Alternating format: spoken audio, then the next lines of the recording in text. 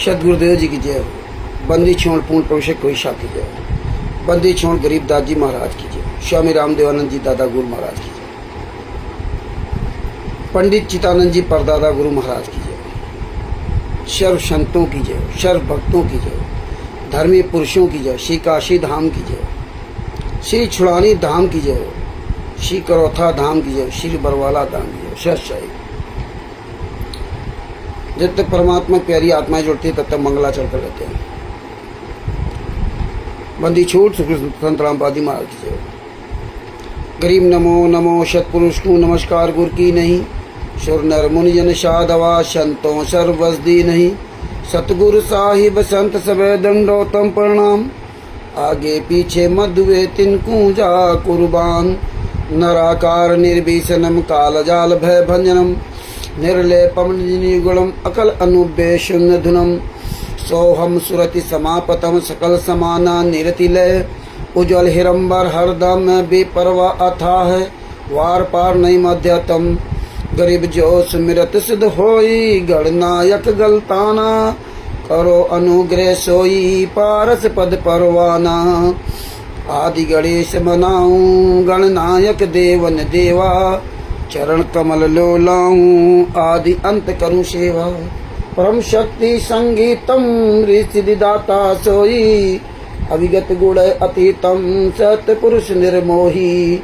जगदम्बा जगदीशम मंगल रूप मुरारी। तन मन अर्पूं शीसम भक्ति मुक्ति भंडारी। सुर नर मुनिजन ध्यावे ब्रह्मा विष्णु महेशा। शीस सहस मुख गावे पूजय आदि गणेशा।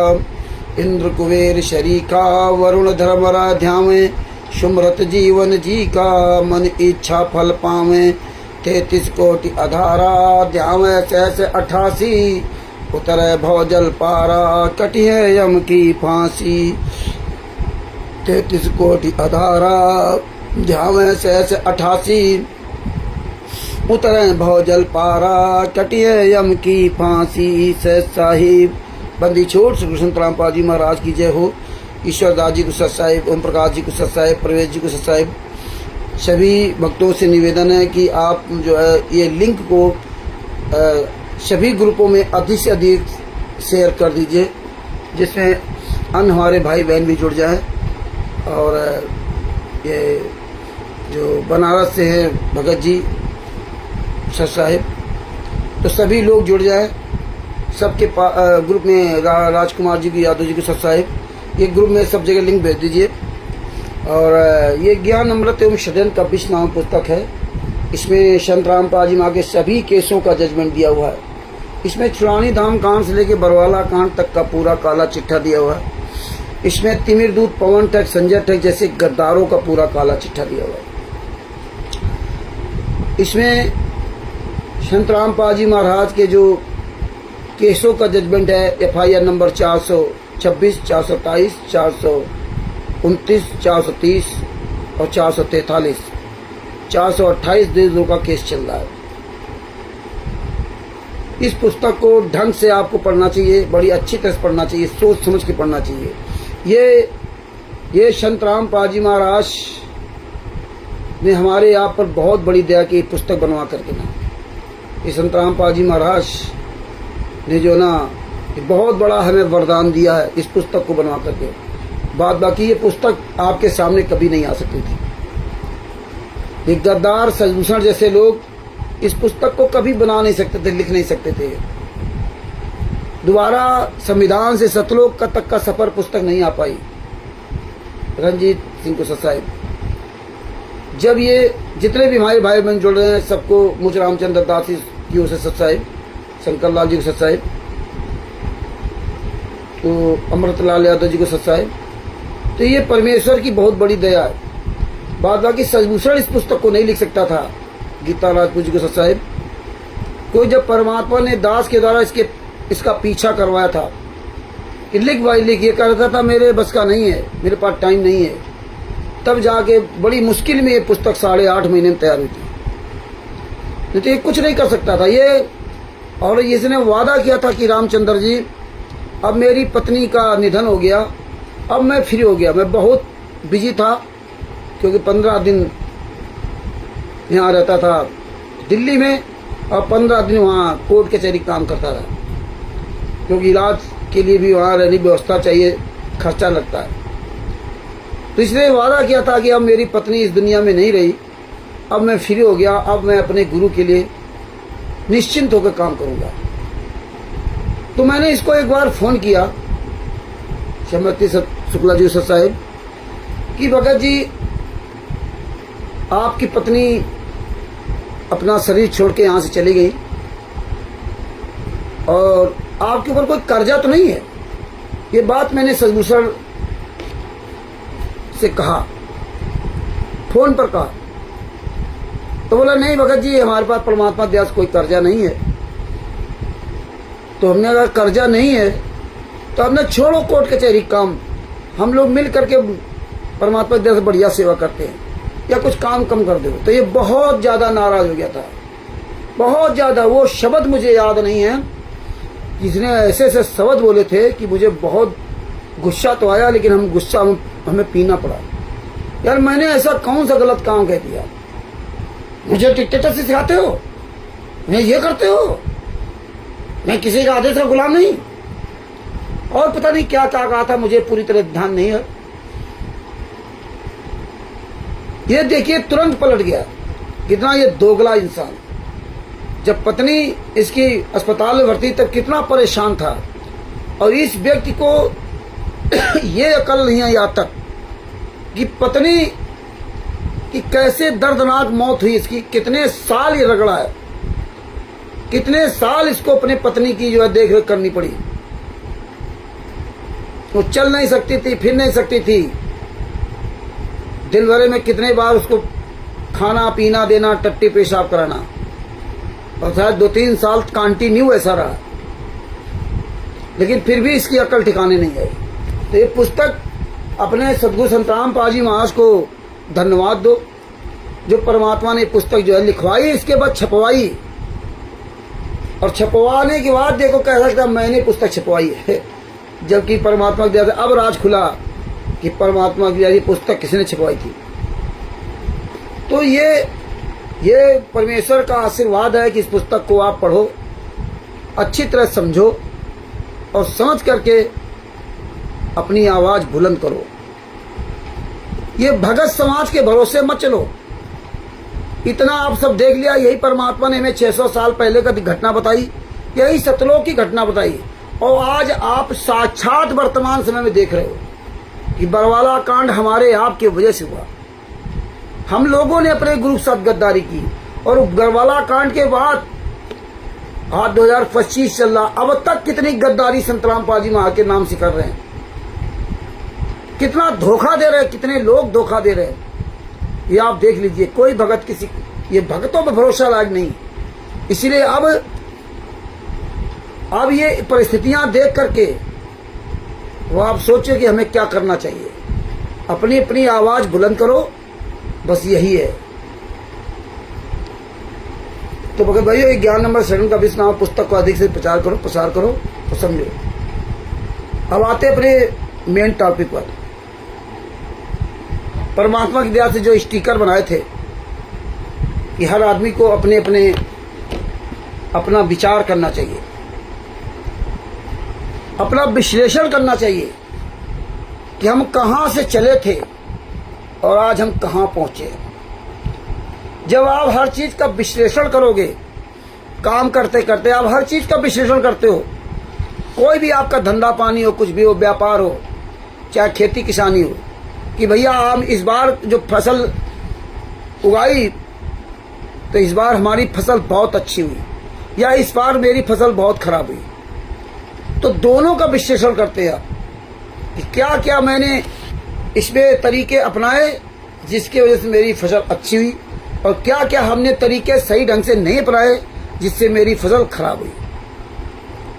इसी तरह से ना अपने जीवन का भी आकलन करते रहना चाहिए।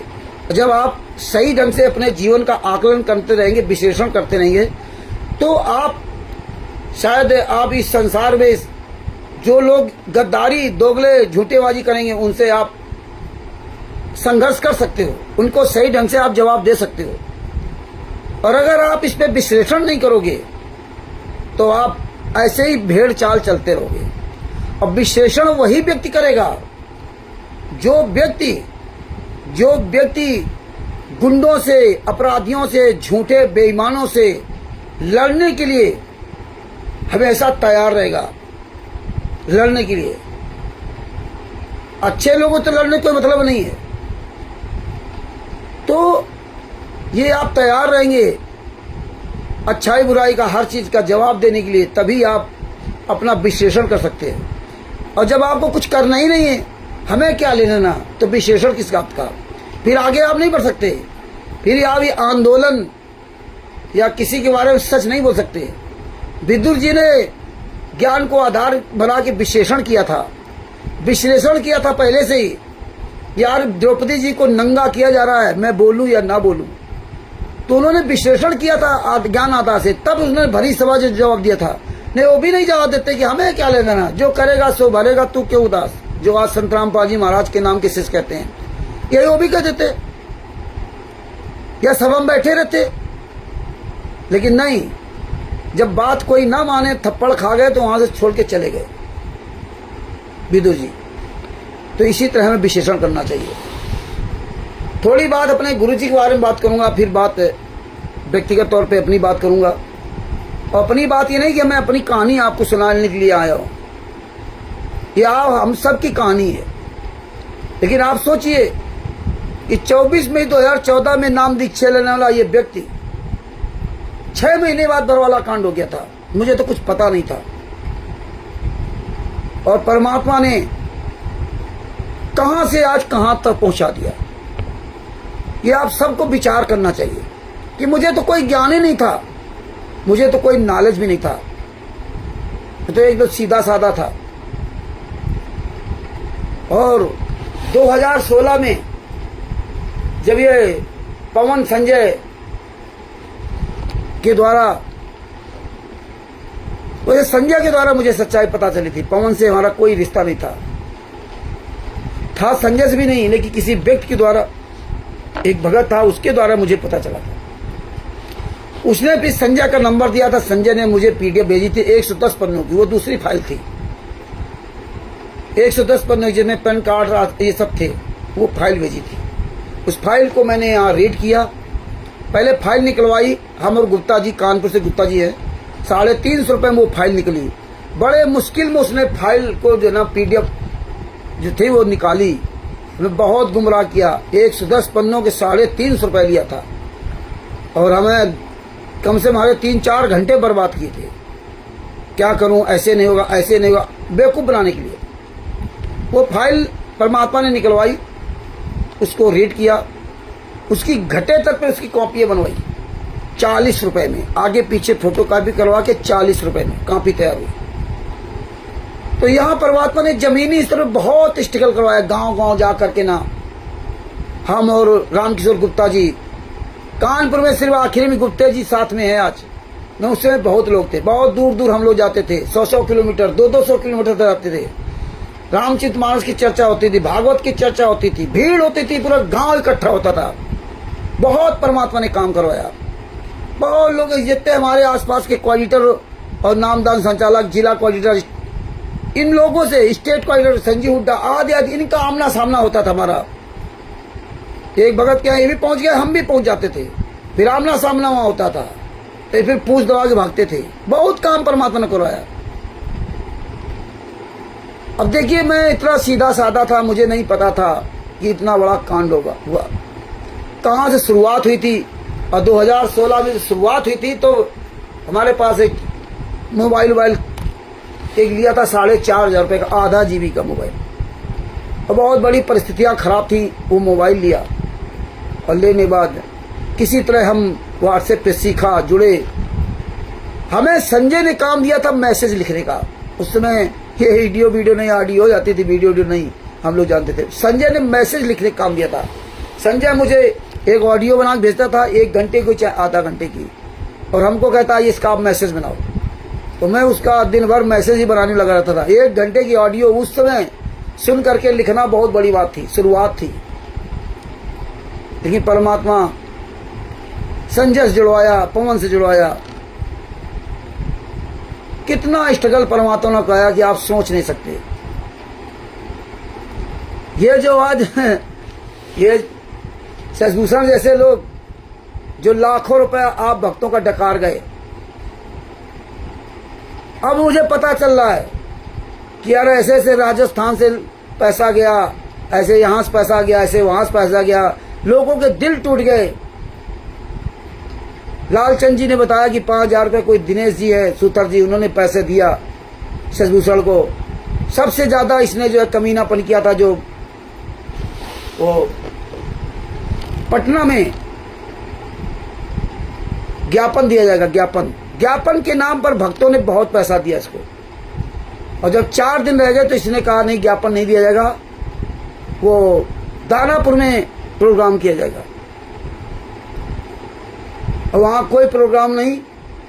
वो तपस्या राम भगत जी हैं जिनका, उनके घर का उद्घाटन नहीं रह गया था। और जो लोग गए थे देख लिया वहां स्थिति क्या थी इसकी। घर का उद्घाटन करवाना था इन लोगों को। ये समझना। तो कहने का मतलब 18/11/2014 में बरवाला कांड क्या हुआ। 18/11/2014 पहले 6 महीने पहले हम जुड़े थे, 24 मई 2014 को। आप सब लोग बहुत पहले जुड़े होंगे, कई लोग।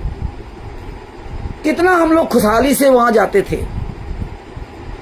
कितनी खुशी होती थी। हम लोग यहाँ जाते तो जींद में सब गाड़ियां मिलती थी।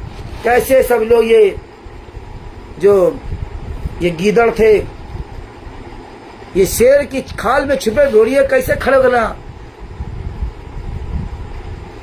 जो है ना मंगलाचरण करते थे। गाड़ी में कैसे मंगलाचरण होता था, कितना अच्छा लगता था कि पूरा सतलोक यहीं उतर आया।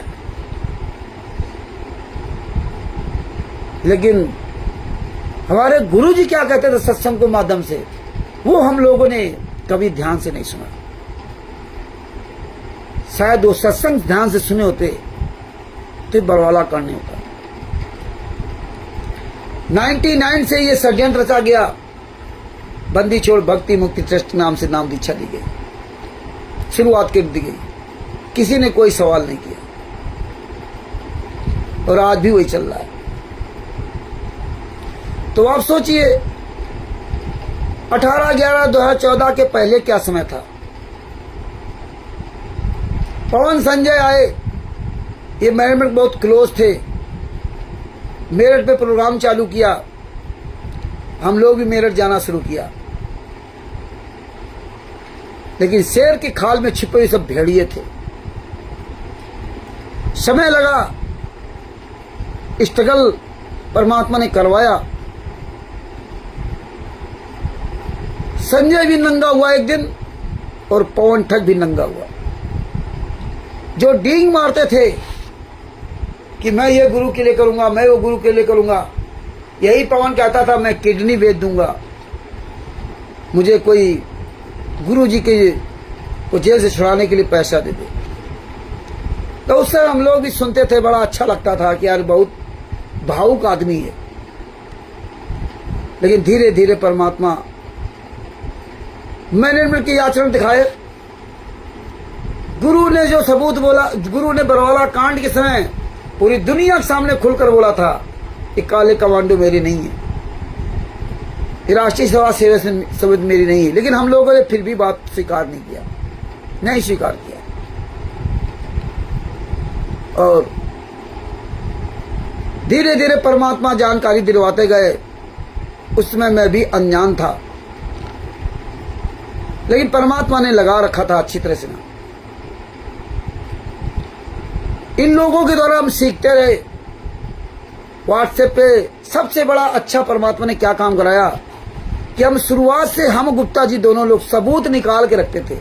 कोई भी पीडीएफ आ जाती थी, कोई भी पर्चा आ जाता था, कैसा भी पर्चा हो, हम जानते हो चाहे ना जानते हो, उसको हम फाइल बना के उसको निकलवा लेते थे दोनों लोग, और दोनों लोग फाइल बना के रखते थे। सबसे बड़ी उपलब्धि परमात्मा ने यही दिलवाई कि जब आपके पास सबूत होगा, जब आपके पास एविडेंस होगा, तभी आप सीना तान के बात कर सकते हो। लेकिन मुझे ये नहीं पता था कि आने वाले समय मुझे इतना स्ट्रगल करना पड़ेगा, ये नहीं पता था। हम तो सबूत रख लेते थे। पहले कोऑर्डिनेटर जब नामदान सेंटर पे जाते थे हम लोग, शुरुआत में 2015 में जब नामदान सेंटर कानपुर में आया तो वहाँ जाते थे। एक उन्नाव कोऑर्डिनेटर दिनेश वो थे गुड्डू दास, तो इन सब लोगों के पास लेटर आते थे जेल के नाम से, गुरुजी से, गुरुजी के नाम से कि ये जेल से लेटर आया, तो कापियां इन लोगों के पास आती थी, तो इनसे हम वो कॉपी करवा लेते थे और उस लेटर को हम सीने से चिपका के रखते थे, सीने से। आज भी हमारे पास लेटर रखे, लेकिन कोई वो संतरामबाजी महाराज के हाथ का लिखा हुआ नहीं होता था, इस तरह सब गुमराह किया जाता था। लेकिन वो लेटर जब रखे रहे तो आज वो काम आ रहा है इनकी गुमराही का। ये पवन वगैरह जो बोलता था मेरठ में, इनके कुछ वीडियो सुरक्षित रखे जो आज वो काम आते। उस समय तो लगता था कि यार बहुत बढ़िया आदमी, बहुत भोला भाला आदमी, बड़ा ये चंगा आदमी, इसका काम धंधा नहीं करता चलता। इसका काम धंधा करवाने के लिए परमात्मा ने दास के द्वारा कई भक्तों से पैसा दिलवाया, काफी सहयोग किया गया। अमेरिका के रुपेंद्र जी से 50,000 रुपये दिलवाए। ये जो ये सजमूसर जैसे ये काट के उल्लू जो समझते हैं ना 36,000 का मोबाइल, 36,000 में, तुम्हारे जैसे पता नहीं कितने 36,000 कहाँ चले गए। ये सब हमारे पास खुद है। ये 20,000 का मोबाइल था रेडमी का, सारा सब कोई स्टैंड भी है, हार्ड डिस्क भी है, लेकिन हराम खोरों को काम तो कुछ करना नहीं है। और परमेश्वर की दया से दास ने हार्ड डिस्क में सारे एविडेंस भर रखे हैं, तब जाके आज तुम सब चीजें वो देख पा रहे हो। तो भगत भाइयों, ये विश्लेषण किया करो कि हम कहाँ थे और कहाँ से चले, क्या किया और क्या नहीं किया, और आगे कहाँ तक जा रहे हैं, और हमें क्या करना चाहिए और क्या नहीं करना चाहिए। इस पे मंथन जरूर करना चाहिए। हमारे साथ का दूसरा व्यक्ति वो क्या कर रहा है। दो प्रकार के लोग होंगे, एक गलत काम करने वाला, एक अच्छा काम करने वाला। तो इसका भी विश्लेषण करना चाहिए कि गलत काम करने वाला व्यक्ति कितना अच्छा नजर आता था और आज वो कहाँ पहुंच गया।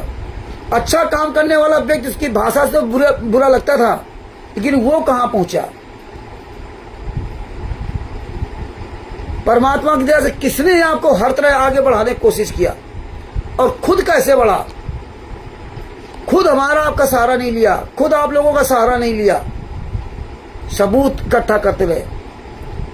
शुरुआत में बहुत गालियां खाई, बहुत लोगों के संगत। सबसे पहले परमात्मा ने दास के द्वारा पहला वीडियो डाला था कि सारे नामदान सेंटर फर्जी है, उस समय बहुत कम थे, एक आध थे।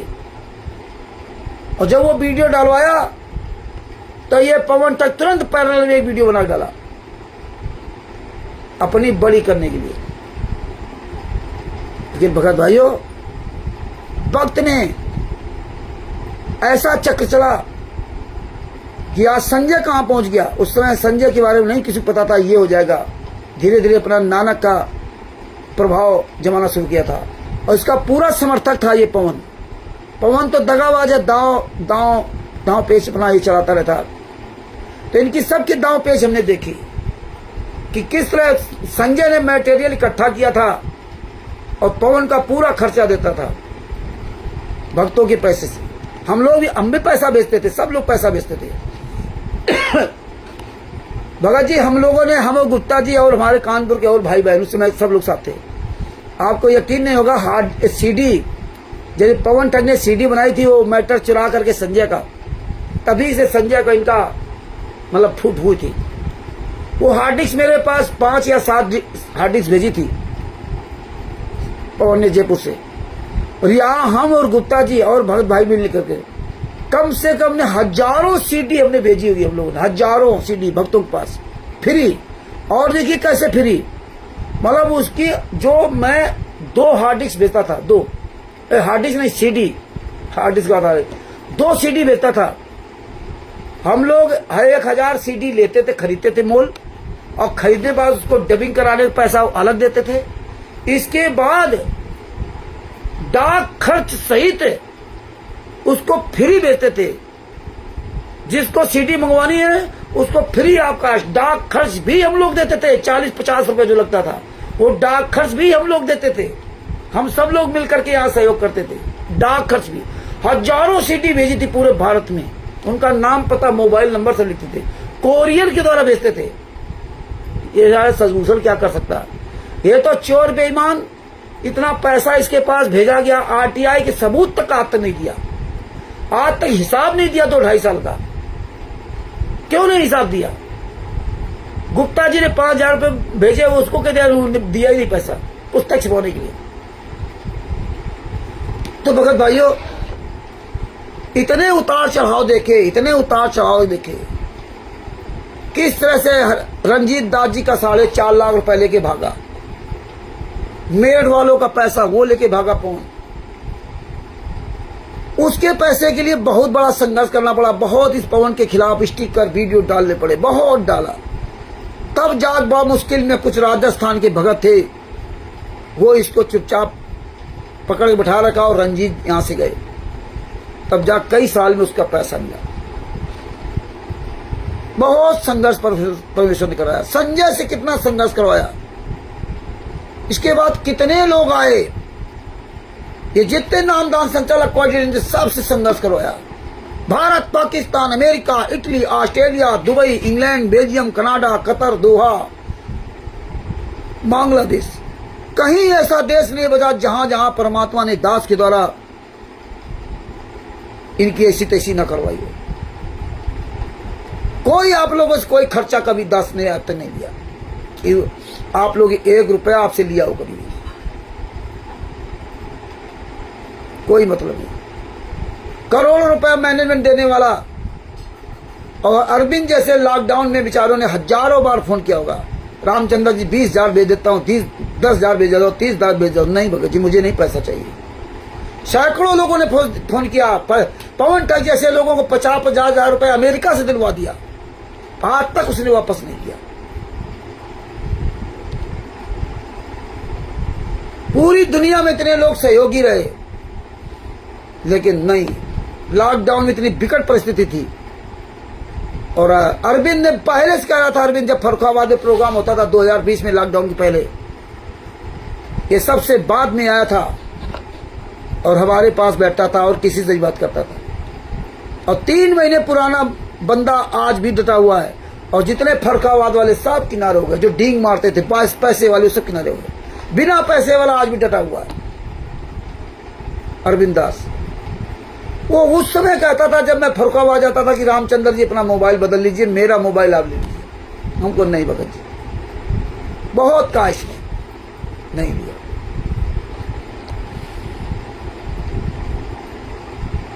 पहली बात तो भगत जी, मेरी शुरू की आदत रही, मैं किसी भगत के घर नहीं जाता। बहुत बहुत बिरले ही, जो बहुत है किसी ने कुछ कहा होगा तो गया, मैं किसी घर नहीं जाता। शुरू से हम किसी घर की रिश्तेदारी नहीं जोड़ी, कानपुर में भी, कानपुर के आसपास भी। कहीं कोई काम हुआ तो गए, नहीं तो कोई मतलब नहीं। एक आध भगत छोड़कर कानपुर में जिनसे हम जानकारी लेते थे शुरुआत में, वो हमारे घर आते जाते थे, हम उनके घर आते जाते थे। बाद बाकी हम कानपुर में भी किसी के यहाँ नहीं जाते थे। शुरुआत से मेरी एक आदत रही। और देखिए, बंदी छोड़ की दया से ना, संजीव हुड्डा जैसे लोग, तमाम लोग आए, पता नहीं कितने गालियां दी, कितना लोगों ने उल्टा उल्टा बोला मुझको, आप सोच नहीं सकते। माँ बहन बेटी कोई बाकी नहीं रखी, हर तरह से मुझे गिराने की, हर तरह से मुझे बैठाने की, हर तरह से मुझे जलील करके चुप कराने का बहुत कोशिश किया लोगों ने, बहुत कोशिश किया। ये तो कुछ नहीं है, ये जो हिच्चिल गोजे टर टर कर है ना, राकेश बांधा का, राकेश बांधा वाला जानता है, इसके यहाँ 2-2, 3-3 प्रोग्राम में यूं गए, मीडिया सब कुछ आया था, प्रेस मीडिया सब, अखबार में सब आया था। इसके बांधा में सब प्रोग्राम परमात्मा ने करवाए, ये सब जानते हैं।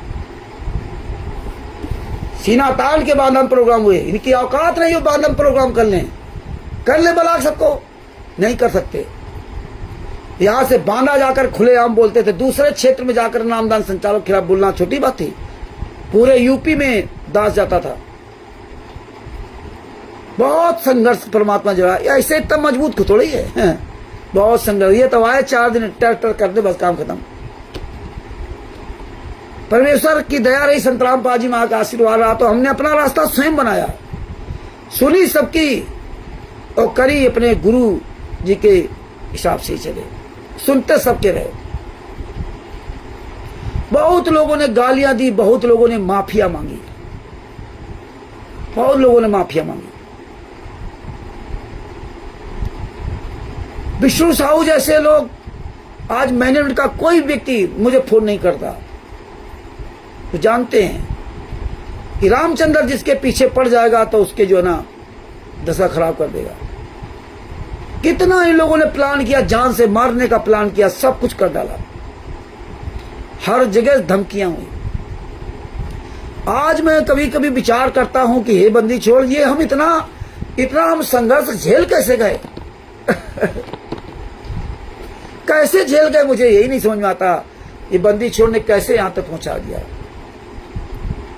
लेकिन मैं भी एक ट्रक ड्राइवर था, और ट्रक ड्राइवर आज भी हूं।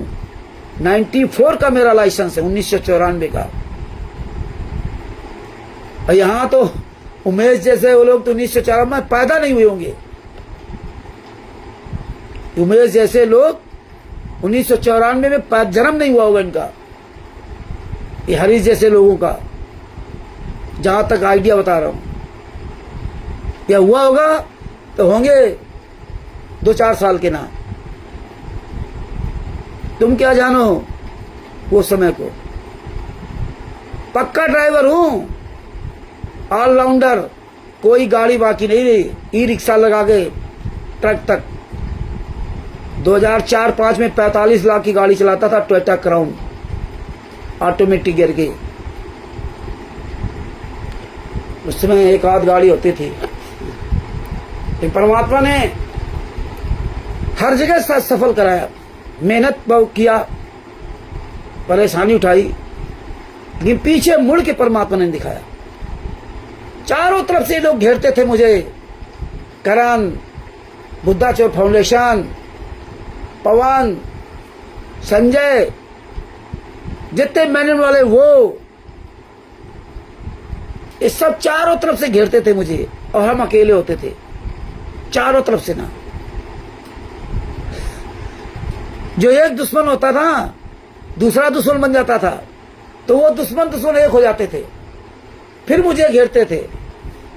तो कभी कभी मैं सोचता था कि यार चारों तरफ से ये लोग जो है बाण चला रहे, यार तू रामचंद्र यार ये कल गिरा न दे हमको, कभी कोई मन में सोचते थे। लेकिन परमात्मा संत रामपाल जी महाराज जिसके सिर ऊपर स्वामी सो तुम काय को पाए। लेकिन संत रामपाल जी महाराज हमारी हमेशा मदद किए, जब भी मैं नर्वस हुआ, हताश हुआ, निराश हुआ। यार एक इंसान जो है ना कहां तक संघर्ष करेगा, ये उसकी औकात होती है ना। हमारे पास कोई आर्थिक बल, ना हमारे पास कोई आप जैसे इंसानों का बल, भक्तों का बल, किसी कोई ताकत नहीं। अब व्यक्तिगत पर चलते रहे, अपने गुरु के आशीर्वाद से चलते रहे। हम किसी को ताकतवर नहीं माना कि मेरी ये मदद करेंगे, मेरी ये मदद करेंगे, मेरी ये मदद करेंगे। डर तो लगता था कभी कभी, क्यों काल ब्रह्म बैठा हुआ ना, ये तो कभी ना कोई डराता है। लेकिन परमात्मा ने कहा ना, जब तुझे पता है कि मेरा सदगुरु सर्वशक्तिमान है, तो फिर तू डरता क्यों है। डर तो मन में आएगा, लेकिन वो डर निकल गया। अरे यार मेरा गुरु सर्वशक्तिमान है, तो ये काल की क्या औकात है। जो डर गया सो मर गया। लेकिन हर चीज का हम विश्लेषण करते थे, और हमारे गुरुजी ने जो मुझे जो शिक्षा दी, आप सबको दी है, उस शिक्षा पे जो अमल किया, उसमें सबसे बड़ी विजय का कारण ये रहा कि ये गुंडे बवाली या अच्छे लोग आगे आगे चले, और पीछे पीछे मैं चल रहा हूं। कोई अच्छा व्यक्ति आगे चल रहा तो उससे मैंने सीखा भी, बुरा व्यक्ति कोई आगे चल रहा तो उससे मैंने सीखा। सीखने के बाद उसके पॉइंट पकड़ना शुरू करो। पॉइंट सबसे बड़ी परमात्मा ने खूबी ये दी कि जब किसी से बात करो तो उसकी बात पे ध्यान दो, ये बोल क्या रहा है। उसको एक कथा के रूप में मत सुनो। जब कथा के रूप में सुनोगे तो आप कुछ नहीं हासिल कर पाओगे।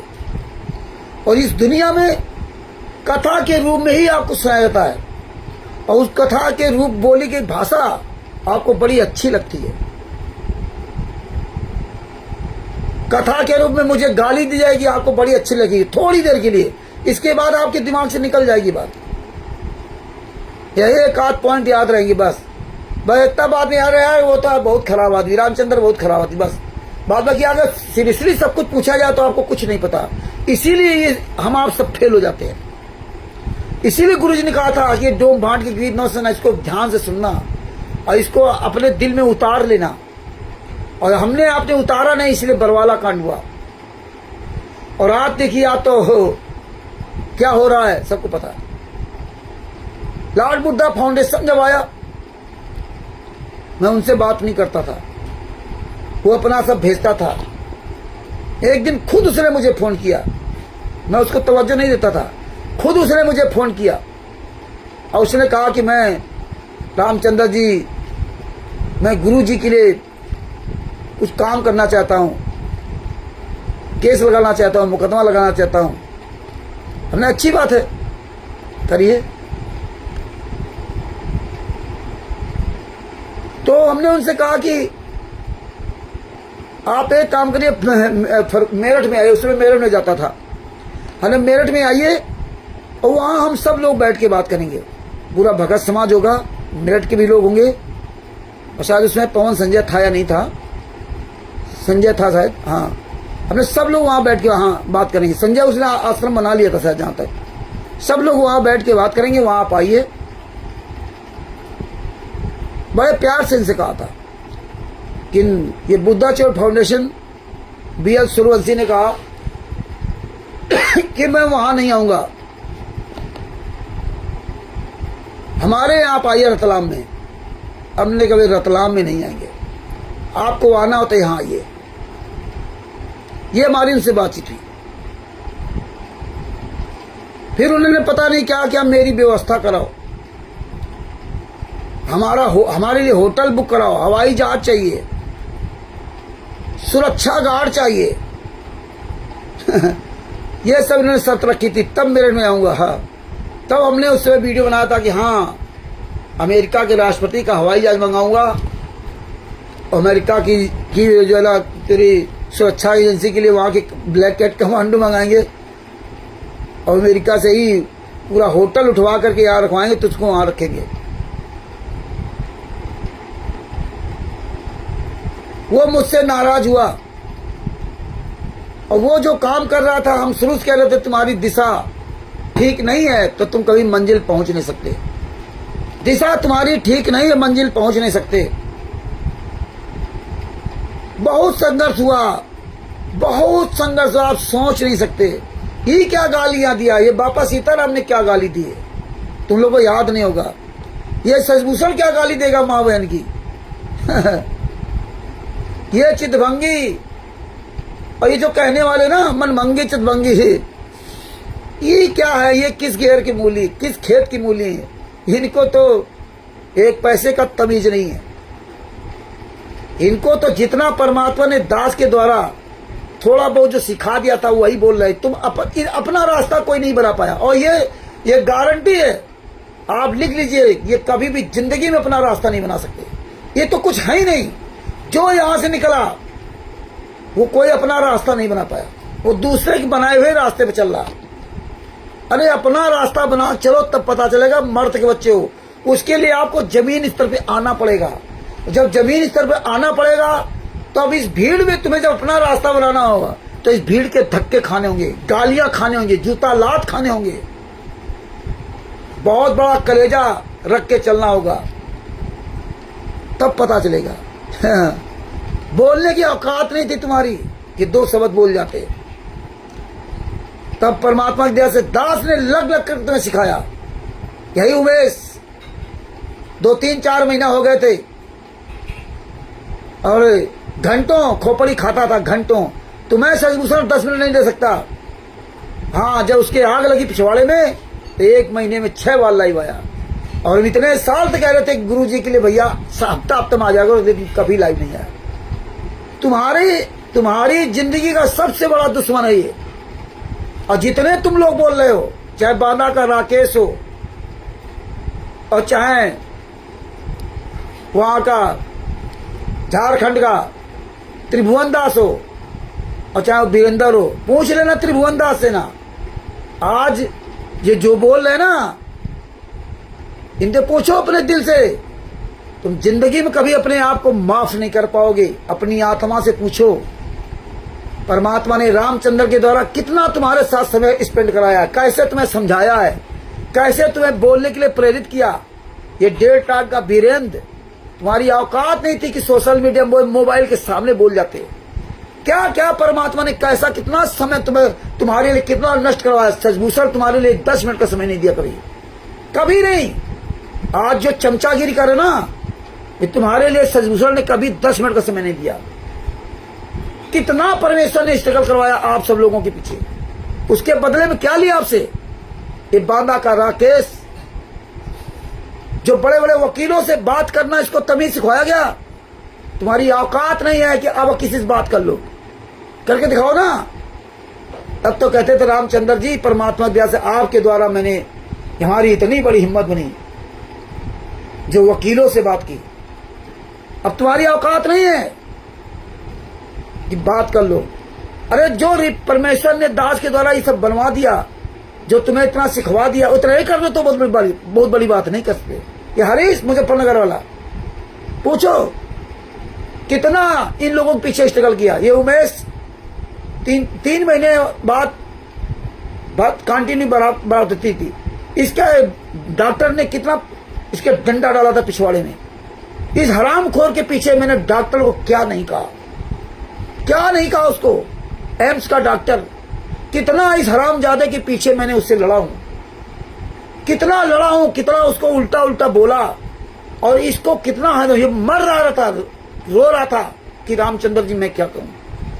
इसकी परिस्थितियां, दयनीय परिस्थितियां सुन करके, इसका पिछला रिकॉर्ड शाहजहांपुर का, हमें नहीं मालूम था कि इतना नीच, इतना गंदा इंसान होता है, इतना एहसान फरामोश आदमी होगा, जिसको ये शर्म नहीं है कि यही कानपुर के रामचंद्र ने आज मुझे बोलना सिखाया। 2-3 महीने बाद इसने कुछ सवाल बात किया तो मैंने इससे कहा कि हमने सवाल कर दिया, यही ज्ञान नंबर 7 का 20 नाम पुस्तक के संत रामपाल जी केसव के बारे में एक आसान सवाल कर दिया, तो ये नहीं बताया पाया। हमने कितने दिन से पुस्तक तुम्हारे पास, बोले 3 महीना से। अब 3 महीना से तुम्हें एक पॉइंट नहीं याद हुआ? आज के बाद मुझे फोन मत करना, आज के बाद मुझे फोन मत करना। ऐसे व्यक्ति का क्या फायदा जो 3-4 महीने में भी एक शब्द नहीं रट पाया, एक शब्द नहीं इसको पता, और आज भी इनको पता नहीं है, भले ही ले ऐसे दिखा रहे हो। जब ये आ जाएंगे ना, कोई सवाल करेगा तब इनकी औकात नजर आएगी। अभी तो आपस में टर्टर कर रहे हैं। ये देखने मिला कि ये दुनिया कितनी एहसान फरामोश है, और सबसे ज्यादा संत रामपाल जी महाराज के शिष्य कितने गद्दार निकले, जो 1999 से 2014 तक जो सत्संग के नाम से वहां जाते रहे, लेकिन सत्संग का एक भी शब्द अपने अंदर धारण नहीं किया। ये विचार कीजिए, ये अगर परमात्मा आज जेल में ना होते तो ये मारक कहां जाता। इस मारक को तो पूरी तरह से इन्होंने चौपट कर रखा था। यहां सब ज्यादातर 99% लोग मतलबी, स्वार्थी, पैसा के लिए आए थे, पीठ पे छुरा घुपने के लिए आए थे। केवल संत रामपाल जी महाराज के नाम का शिष्य का चोला पहन करके पूरी दुनिया को ठग रहे थे। कितने नीच और निकम्मे ये व्यक्ति तब नजर आए जब गुरु जी अपना स्वयं अपने आप को एक तरह से मिट्टी में मिला दिया। क्या नहीं सहा उन्होंने, कितनी गालियां, आज भी गाली पड़ रही पूरी दुनिया में। ये इतने निकम्मे शिष्य पूरे दुनिया के किसी भी शिष्य के नहीं, गुरु के नहीं होंगे जिनको हम रोज गालियां देते हैं। इतने ऐसा फरामोश मतलबी आपको कहीं नहीं मिलेंगे।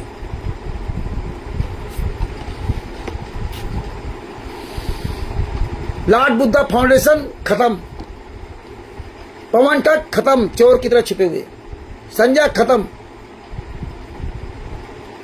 जितने लोग मेरे साथ पीठ पीछे गद्दारी करने की कोशिश की वो खत्म हो गए। और उस समय लगता था कि यार ये सब हमें खत्म कर देंगे। करण ठग कहां चला गया, रण सिंह दास हरियाणा कहां चला गया, मेरठ वाले कहां चले गए, एक को गिराया जाए। जितने स्टेट पर वो सब पीछे लगे थे, जितने स्टेट कोऑर्डिनेटर थे वो सब पीछे लगे थे। और कहां से शुरुआत हुई कहां तक पहुंचे आकर के। पंजाब में संतराम पाजी महाराज के शिष्यों ने गद्दारी किया। 7 साल में मुकदमा लड़ा हूं, 7 साल। और 7 साल किसी भगत से मैंने एक पैसा नहीं लिया कि मुझे 1 तारीख का टिकट के दे दो। 7 साल अनावश्यक। और कई मुकदमे तमाम कहीं इधर लग जाते, कहीं उधर लग जाते, आज भी लग जाते और खत्म भी हो जाते। एक मुकदमा जब इनके लग जाएगा ना तो इनकी अकल ठिकाने आएगी। घर में खाने को नहीं है, मर जाएंगे, मर। ये बांधा कर आके जो टर टर कर रहा ना, अभी जब लड़का फंसा था तो भीगी बिल्ली बना था, भीगी बिल्ली, क्योंकि लड़के का लाइसेंस नहीं और ई रिक्शा का बीमा नहीं और दुर्घटना हो गई। तब इसको ये मुझसे सलाह लेता था, ये सजभूषण से सलाह नहीं देते थे। जितने ही हैं ये किसी का औकात नहीं थी कि सजभूषण से आधा घंटे बात कर लेता, किसी का औकात नहीं थी। नहीं एक भी कोई हरामखोर अपनी अंतरात्मा से सोच के देखे कि तूने सजभूषण से कितनी बात की है। ये जो बापा सीताराम परमात्मा ने कितने इसको सबूत दिए, कितना इसको समझाया है, बुझाया है, तब जा इसकी औकात हुई थी बोलने की। ये जितने लगे हुए हैं, राकेश, ये जितने भी हैं, उमेश, हरीश, अरे शर्म करो, दोगले हो दोगले। तुम्हारा जमीर तुम्हें कभी माफ नहीं करेगा, तुम्हारा जमीर तुम्हें कुछ नहीं तुम्हें माफ नहीं करेगा। लॉर्ड बुद्धा फाउंडेशन में राज बहादुर सिंह, राज बहादुर जी, राज बहादुर जी कन्हैया उज्जैन का, और लॉर्ड बुद्धा फाउंडेशन का जो अध्यक्ष बाबूलाल सूरवंशी, उसका लड़का, उसकी पत्नी, इन सब लोगों ने ऐसी सी गालियां दी थी। ये राज बहादुर बहन बेटी की सब गाली दी थी। राज बहादुर ने, बी.आर. सूरवंशी ने, बी.आर. सूरवंशी के लड़के ने, बी.आर. सूरवंशी की मां ने, ये सब ने बहुत गालियां दी थी। मां बहन बेटी कोई बाकी नहीं रखी थी। लेकिन परमात्मा की दया रही, हो सकता किसी को मुझसे मां बहन की बेटी गाली निकल गई हो, उसके लिए मैं क्षमा चाहता हूं भाई, जोश में और तुरंत भाषा में नहीं। हमने किसी, हाँ, कुत्ता गधा सुअर दोगला नीच नालायक ये तो हम आप कह देते हैं, लेकिन हमने किसी गाली, मां बहन बेटी गाली देने से बचते रहे। अब वो अलग बात, किसी की भाषा है तो एक अलग चीज है। जब हमारे पश्चिम साइड में या हरियाणा साइड में बहन की गालियां देते हर बात पे, तो उनका एक तकिया कलाम बन गया, वो अलग बात है। जैसे हमारे यहाँ की भाषा है कुत्ता गधा सुअर कमीना दोगला हरामजादा, ये मेरे यहाँ की भाषा है। तू बहुत दोगला है, तू बहुत कमीना है, तू हरामजादा है, नीच है, कुत्ता है, सुअर है, गधा है। ये तो हमारा टीचर भी बोलता था कि तुम गधे हो। आप लोग पढ़े होगे तो आपको पता होगा। तो ये हमारे की एक लोकल लैंग्वेज है, क्योंकि इन कमीनों के लिए वो भाषा हमें इस्तेमाल करना पड़ा, लेकिन हम उस भाषा को इस्तेमाल नहीं करते थे। तो जब कीचड़ को साफ करना होगा तो कीचड़ में आपको बहुत नीचे तक गिरना पड़ेगा, और नहीं गिरोगे तो तुम्हें लोग गिरा देंगे, गिरा देंगे तुमको। ये कीचड़ है, ये जितने ये सजभूषण जैसे लोग, ये सब कीचड़ है, ये गंदगी है। इनको पहले से आप तैयार हो साफ करने के लिए। हमारे गुरुजी जानते थे ये सब कीचड़ है, ये गंदगी है, लेकिन संत रामपाल जी महाराज को कीचड़ में उतरना पड़ा। नहीं उतरना चाहते, वो नहीं उतरना चाहते थे, लेकिन हम आप लोगों ने कीचड़ में गिरा दिया, और ऐसा कीचड़ में गिरा दिया, ऐसा कीचड़ में गिरा दिया, रात दिन हमारे गुरु को यात्राएं दी जा रही, कितनी गालियां मिली, क्या क्या नहीं सुना, क्या क्या आज भी सुन रहे हैं। इससे संत रामपाल जी महाराज के शिष्यों को शर्म नहीं आई ना, उससे शर्म नहीं आई। वो मैनेजमेंट को उल्टा उल्टा कहने में उनको शर्म आती है, लेकिन हमारी बहन बेटी को गाली देने की कितना मजा आ रहा था राकेश लोगों को, कितना मजा आ रहा था हरीश को, कितना मजा आ रहा था शशिभूषण को। तुम्हारे सबकी बहन बेटियां हैं, सबकी बेटियां हैं ना। शशिभूषण की बेटी नहीं क्या, हरीश की बेटी नहीं है, हाँ राकेश की बेटी ना हो तो अलग बात है। उमेश की बेटी नहीं क्या है? शर्म नहीं आती? मैंने तो तेरे लिए कहा था कि अपने बेटी के लिए कुछ कर, तेरे बच्चे जवान हो गए, उनके लिए कुछ पढ़ाई शिक्षा कर, कुछ नहीं किया, उनका जीवन चौपट कर दिया। तुझे अकल नहीं है, तुमने क्या हासिल कर लिया? यही आज ये दिन देखना था कि देखिए वही राज बहादुर जी अपनी गलती एहसास किए, और आज वो बुद्धा चोर फौजन कहाँ चला गया। कह दिया था राज बहादुर जी से कह दिया था कि आप कभी भी ये तुम सफल नहीं रहोगे। राज बहादुर जी बार बार फोन करते थे, 6-6 महीने में, 5-5 महीने में, अरे बेकार आप फोन करते हो, कुछ नहीं कर पाओगे। बोले लो रामचंद्र जी आप तो बेकार की बात करते हो, कुछ नहीं कर पाए। पता नहीं क्या परमात्मा ने जिसको जो बुलवा दिया कुछ कर नहीं पाया। पवन ठग आज शकल नहीं दिखा सकता मेरठ से भागने के बाद, यही हाल है। संजय की क्या हालत हुई, सब तबाह हैं, सबके सामने आके। वो करण बहुत बड़ा डींग मारता था, आज उसकी क्या दशा है? कहां गायब हो गए सब, कहां मर गए? कहां भूषण वाले आए सब, कैसे सुरसुम उठे थे, आज ही कहां चले काकभूषण वाले? अभी देखो 2026 का बात कर रहा ना कि 2026 में गुरुजी आ जाएंगे। 2026 में देखो इनके कैसे जूता चलता है। जैसे पवन ठग ने कहा था 2021 में गुरुजी जेल से बाहर आ जाएंगे, जुलाई या अगस्त 2021 में जेल से बाहर आ जाएंगे। कुछ मेरठ वहां मुरादाबाद के भगत थे, उनका पूरा नाम याद नहीं, उनसे मेरा वादा हुआ था। वो पहले हमारे वीडियो ने सुनते थे, अब बाद में पवन ठग की चमचागिरी करने लगे, तो मैंने उनसे कहा था, वो भूल गए वादा, अब फोन नहीं उठाते ना करते हैं। उन्होंने कहा कि नहीं, परमेश्वर ने पवन ठग को जो है सपनों में बताया है और पक्का है वो जुलाई अगस्त में आ जाएंगे। हमने अगर नहीं आए तो क्या करोगे? हम अगर नहीं आए तो हम 20 जूता तुम्हारे मारेंगे आकर के ना, और आ जाए तो तुम मेरे जूता मारना। आज वो शर्म के मारे ग्रुपे छोड़ दिए, पता नहीं कहां गायब हो गए। अभी देख जाओ, अगस्त चल रहा ना, सितंबर, अक्टूबर, नवंबर, दिसंबर, 4 महीने बाकी हैं। 4 महीने बाद आ जाएगा 2026। ये कहां मरेंगे जाके, मुंह दिखाने लायक नहीं बचेंगे। ये सुरेश गरासिया जैसे लोग, यही हालत। भगत भाइयों, ये विचार करो, कितनी गंदगी यहां भरी थी, कितने नीच लोग थे। जिसके साथ जो आपने अच्छा किया वही तुम्हारे पीठ पे छुरा घोपा। ये सब कितना चिल्लाते थे, मुझे ये ज्ञान हो गया, मुझे ये ज्ञान हो गया। रामचंद्र जी मैं किसी पीछे नहीं चलता। यही हरीश जब मैं कहता था तो नहीं रामचंद्र हम किसी पीछे नहीं चलते, हम तो ज्ञान आधार चलते। यही उमेश, ये सब ज्ञान आधार चलते थे। और आज क्या कहते हैं कि बिना वकील के, बिना ट्रस्ट के चल ही नहीं सकते। तुम कुछ नहीं कर सकते इसका वकील का, तुम कुछ नहीं जानते हो।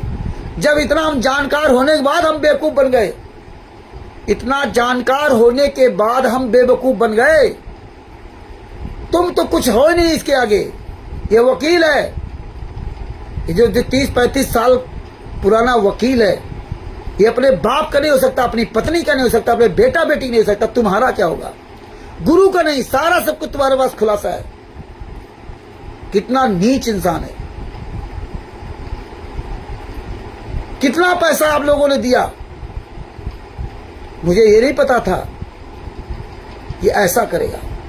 ट्रस्ट बनाया, हर साल उसका ऑडिट होने का लिखा हुआ है। ट्रस्ट में लिखा हुआ कि हर साल ऑडिट करेंगे, एक एक हिसाब देंगे सबका।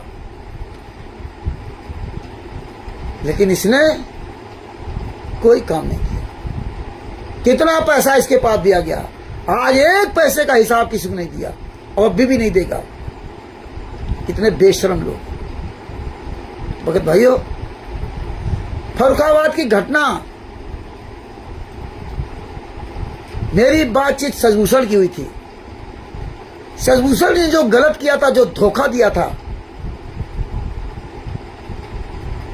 और ये किसी काम में फर्रुखाबाद में आगे नहीं हुआ, तो हमने इसका विरोध किया था। एक भी इसका कोई विरोध नहीं कर रहा था, सब सुन रहे थे, लेकिन हमने इसका विरोध किया। और हमारा किसी से कोई लेना देना नहीं था, ना तो हरीश से बातचीत, ना कृष्णादासी से मतलब, ना बांदा के राकेश से मतलब, ना उमेश से मतलब, ना अनिल राय से मतलब, ना अनिल यादव से मतलब, ना त्रिभुवन से मतलब, ना वीरेंद्र से मतलब, किसी से कोई लेना देना नहीं। ना नीरू दासी पंजाब वाली से मतलब, और भी जो इसके साथ चमचे लगे, ना उनसे कोई मतलब। मेरी बातचीत सजभूषण से हुई थी। सजभूषण ने जो गलत किया, उस गलत का हमने विरोध किया था। बाकी इन लोगों से कोई लेना देना नहीं। इन लोगों को कभी भी सजभूषण ने आधा एक घंटे का समय नहीं दिया, वो कभी इनको समझाया ही नहीं। और हमको क्या समझाएगा, क्योंकि परमात्मा ने इतना समझदार बना रखा था। तो हम तो सवाल करते थे, हमें सैकड़ों वकील मिले, कोई एक वकील थोड़ी था। तुम सोचो कि जो तुमको बता रहा है, मैंने रामचंद्र को पढ़ाया, ये पढ़ाएगा? मैंने खुद इसको पढ़ने पढ़ाने अकल सिखाई, नहीं तो बातें नहीं करता। मैं आप लोग कितना सिखाया और क्या सिखाएगा? जो सीखा था वो भी तुम्हारा चौपट कर दिया। तो मुझे बड़ा इस बात का अफसोस होता है कि जिन लोगों से कोई मेरी वार्ता नहीं, आज वही सबसे बड़े दुश्मन बने घूम रहे हैं। लेकिन मेरा उखाड़ क्या लिया?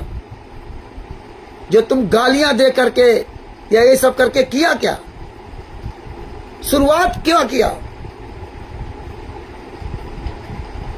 लेकिन तुम्हारी दशाएं क्या होगी वो तुम देखते जाओ।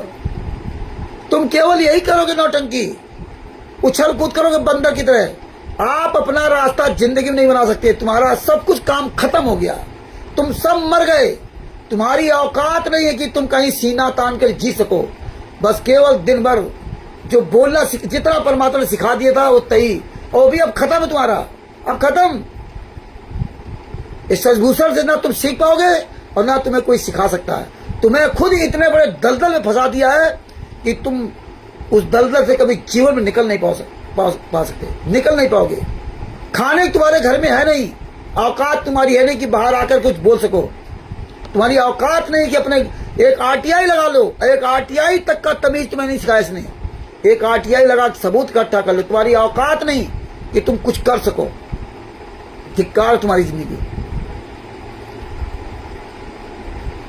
फर्रुखाबाद में जो घटना हुई, इस वकील ने ही कहा था कि यहीं की बात सारी यही दफन कर दो, आज के बाद आगे कोई बात ना हो। मैंने वही कह दिया था कि आज के बाद मेरा कोई रिश्ता नहीं, मेरा कोई रिश्ता नहीं, और मैं इस ट्रस्ट से, संस्था से हमारा कोई लेना देना नहीं। सबके सामने वहां का था, सबके सामने। कोई चोरी से नहीं कहा था।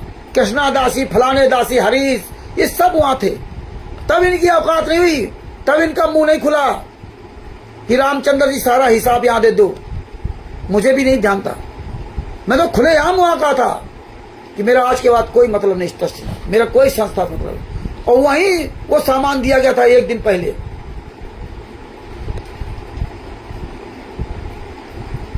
वहां तब किसी ने नहीं कहा कि नहीं रामचंद्र जी हमें आपसे कोई लेना देना, हमें सजभूषण की तरफ कहीं भी जाओ हमें क्या लेना। देखिए वहां सारी बात खत्म हो गई थी। और हमने सबके नंबर ब्लॉक कर दिए, सबके नंबर ब्लॉक कर दिए थे। हमने यहां तक राजस्थान के भक्तों के भी नंबर सब हटा दिए थे, ब्लॉक कर दिए थे। और मैंने सोच रहा था कि आज के बाद मैं किसी भगत से को फोन नहीं करूंगा, किसी फोन आएगा तो बात कर लूंगा। और वही आज भी है, जो भक्तों ने फोन किया तो उनको मैं फोन कर लेता हूं, और जिन्हें नहीं किया हम किसी को फोन नहीं किया। अब वो ऐसे भी हमें संगत से दूर रहना है।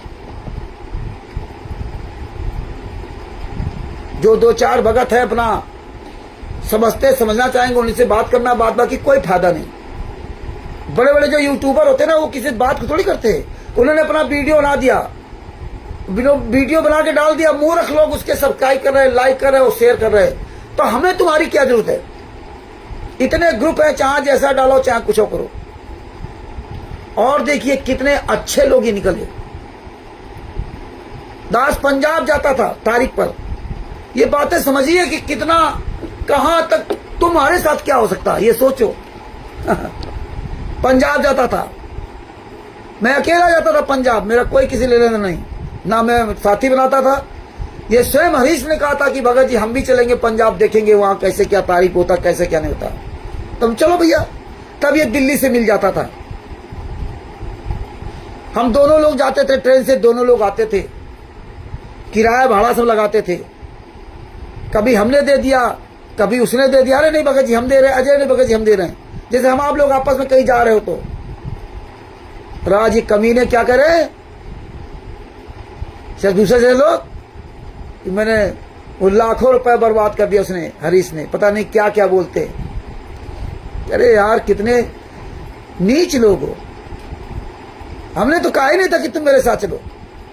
मेरठ में करण पवन ठक्के आ गया था लॉकडाउन में, मैं हरीश से हमारा कोई लेना देना था, क्योंकि हमारी कोई मेरठ में समागम में आता था, हमारा कोई घरेलू संबंध नहीं था। ये जबरदस्ती अपने घर लेके गया, मैं नहीं जा रहा था, मैं वहां से अपने घर वापस आ रहा था। और जबरदस्ती अपने घर में इतनी देर हमें रोका, महीना डेढ़ महीना जो भी रुके। और फिर हम जबरदस्ती वहां से निकले, बोले नहीं भैया अब मैं नहीं रुकूंगा। ये लाख कोशिश किया कि नहीं रामचंद्र जी आप रुको, जब लॉकडाउन खत्म हो जाएगा तब हम यहाँ से आपको टिकट करा सब भेजेंगे। कि पिताजी भाई वाला बहुत अच्छे, ये मोटरसाइकिल दे रहा था कि ले रामचंद्र जी मोटरसाइकिल लेते जाओ। आपको नहीं भैया मोटरसाइकिल में नहीं ले जाऊंगा, क्यों हमें ये था कि हमें दोबारा हमें थोड़ी आना है। तो हम क्या करके मोटरसाइकिल लेकर गए, ले जाएंगे तो मुझे वापस लाना पड़ेगा। जब हमने जबरदस्ती किया कि अब मैं नहीं रुकूंगा चाहे कुछ भी हो जाए, उस समय भयंकर परिस्थिति खराब थी, कोई ट्रक वाला गाड़ी में बिठा नहीं सकता था, कहीं भी कोई रास्ते में पकड़ ले तो 15 दिन के लिए ठोंक देता था क्वारंटीन में, वहीं बंधे रहो। हम लोग खेतों में आए, तो हमने कहा नहीं भगत जी अब मैं नहीं रुकूंगा, अपने गाँव जाऊँ, अपने घर जाऊंगा। यहाँ से लगभग 500 किलोमीटर दूर है। तो फरुखाबाद की निशा जी वगैरह वो आज पवन ठक्के उसमें चली गई, वो अलग बात है। लेकिन उन्होंने, उनके पति ने, इन सब लोगों ने कहा रामचंद्र जी आप वहां नई साइकिल खरीद लीजिए। तब शायद 4,500 रुपए की साइकिल मिल रही थी ब्लैक में चुपचाप। तो नई साइकिल खरीद लीजिए और मैं पैसा आया भेजता हूं। ये हरीश बोले रामचंद्र जी हम खरीदवा देंगे, आप उनसे क्यों, मतलब इनको ये वो था कि यार मेरी बदनामी की, मेरी तौहीन होने की। तो हमने उनसे भी कह दिया था कि भैया मैं नई साइकिल नहीं खरीदूंगा, देखिए मैं नई साइकिल नहीं खरीदूंगा। हम 10,000 रुपए, 9,000, 9,500 रुपए किसी कर्जदार नहीं बनेंगे। उन्होंने जो कि वो कर्जा के रूप में नहीं, एक भगत के नाते हमने वहां 11,100 रुपए, 12,100 पुरानी साइकिल खरीदी। उनके गांव में पता कि एक दूसरे गांव में पुरानी साइकिल खरीदी, उसको बनवा करके टोटल खर्चा उसका 2,000 रुपए आया। यानी कि 4,000 रुपए की साइकिल लेके वहां से चले, दो लोग, 2 साइकिल, पैसा इन्होंने दिया। एक बार कुछ पैसा हमने इनको भेजा था तो इन्होंने वापस कर दिया था। और आज क्या करें कि रामचंद्र जी को मैंने अपने घर में रखा, ये किया। यार इतने नीच इंसान हो तुम लोग, इतने घटिया सोच के संत रामपाल जी में आगे शिष्य हो सकते हैं क्या? ये मैंने कभी जीवन में नहीं सोचा था। या आप लोग विचार करिए, ये संबंध मत रखना, ये संत रामपाल जी महाराज के शिष्य ऐसे नीच शिष्य है, इतना तो साला जगत का भी कोई नीच शिष्य नहीं होगा। यानी कि मैं आपके घर में रहा हूं, हरीश जी के वहां रहा हूं, तो हरीश जी कुछ भी गलत करे तो मैं विरोध ना करूं। हरीश जी अगर पंजाब मेरे साथ गए तो कुछ विरोध, कुछ गलत करे तो हम विरोध ना करें। और मैंने तो हरीश जी को बड़े प्यार से फोन करके कहा था कि यार तुम यार जब जाते थे यहाँ से वापस तो मुझे फोन करते थे कि रामचंद्र जी मैं पहुंच गया हूँ, इस बार तुमने मुझे फोन नहीं किया। तो मैंने हाल चाल पूछा, बताया मैं सो गया था। हमने चलो भाई कोई बात नहीं। अरे यार पहुंचे थे तो रास्ते में फोन कर देते थे ना, रामचंद्र जी मैं अब घर पहुंचने वाला हूँ। सोते तो बाद में थे ना, लेकिन तुम्हारी ये बात मुझे यही समझ में आने लगी थी कि तुम डगमग हो। और फिर मैंने कहा भी कि देखो जो फर्रुखाबाद में हुआ उसको सोच समझ लेना, सोच समझ कर तब निर्णय लेना। और ये सारी बात सुनते रहे। अब आप कहीं भी हो, हमें उससे क्या मतलब, ना हम जानते थे ना हमें बताया आपने। रास्ते में हैं, घर जाके मैं आपसे फिर बात करूंगा मैं, ठीक। आपका मैं 10 बजे रात तक इंतजार किया, नहीं फोन आया। हमने आपका भी नंबर ब्लॉक कर दिया।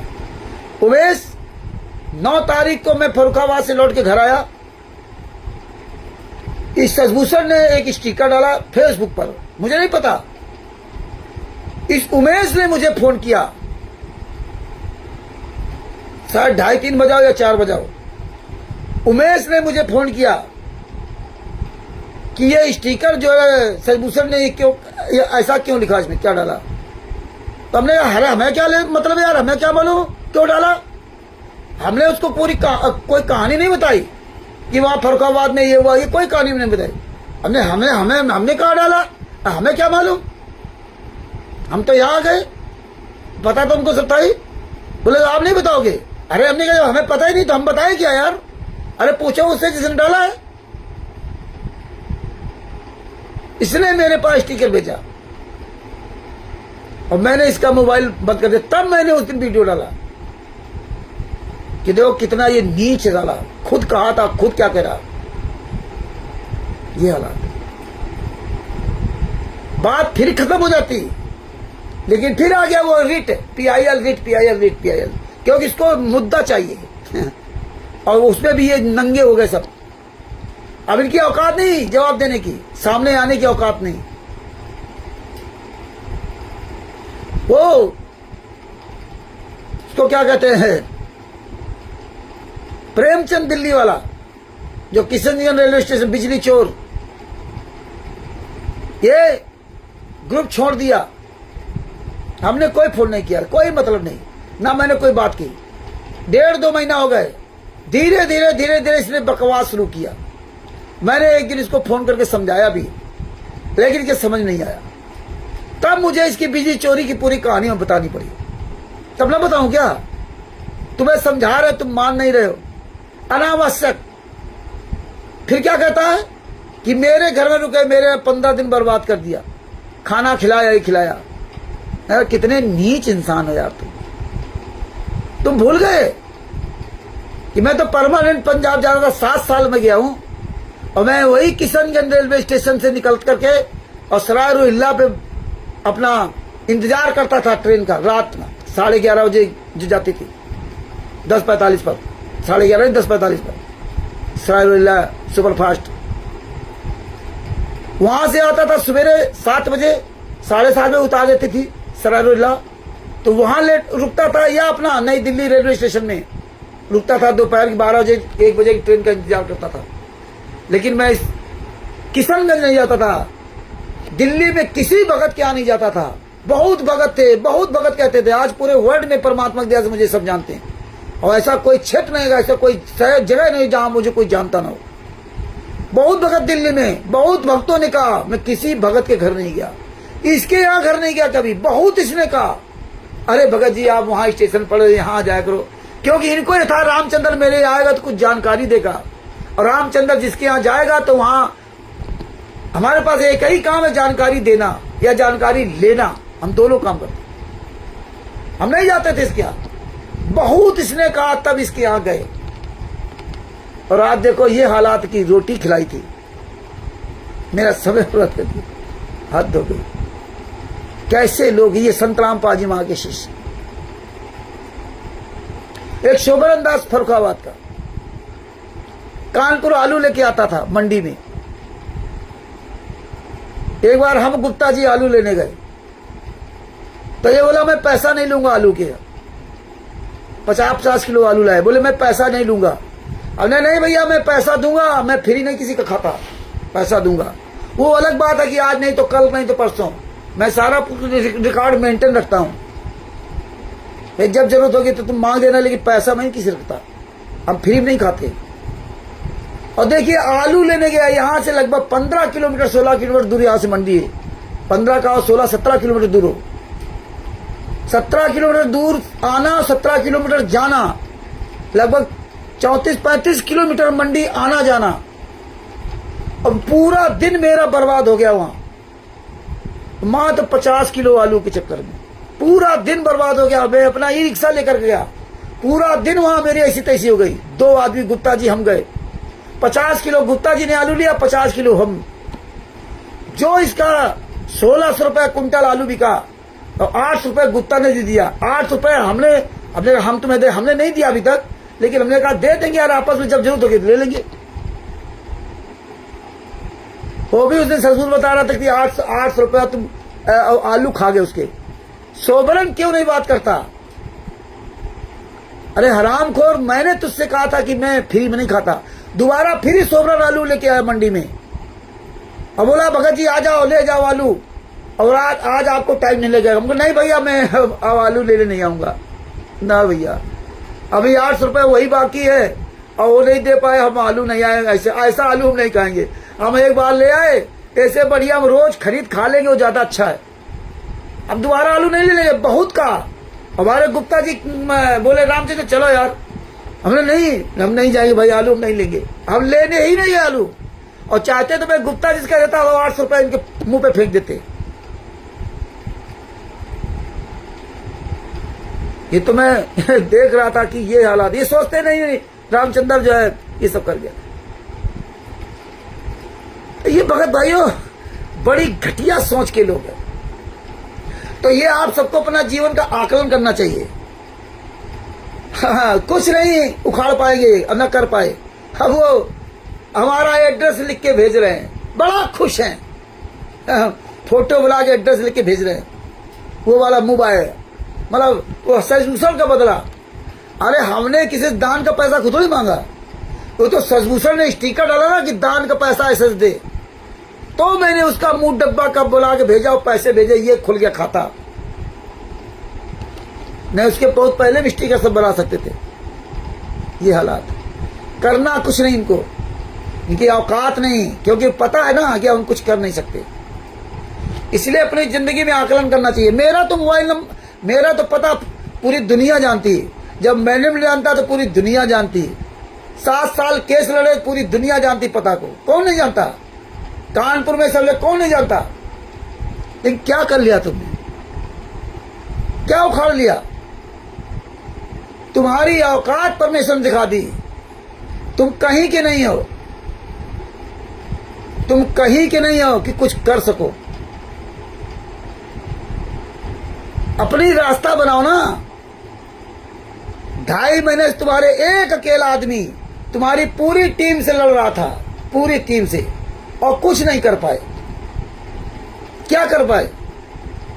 तुम्हें लगा होगा कि मैंने बहुत कुछ हासिल कर लिया। तुम्हारे पास लोग फोन करते होंगे, मेरे पास फोन नहीं आता। मुझे पूरी दुनिया जानती है, और इसीलिए तुम्हारी ये धमकियां जो होती थी ना, जो सजभूषण का ने धमकी दी थी, मैंने तो नंबर सबके बंद कर रखे थे।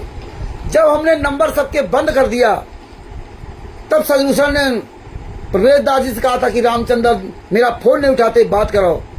प्रवेश दास जी ने कहा भी कि लो रामचंद्र जी बात कर लो। हमने कहा यार हम फालतू ऐसे आदमी बात नहीं करते, क्या फायदा, साला गाली गलौज करेगा। ऐसे ही कहा था। प्रवेश जी जुड़े हुए लाइव, पूछ लो, वो शायद रिकॉर्डिंग भी इनके पास होगी।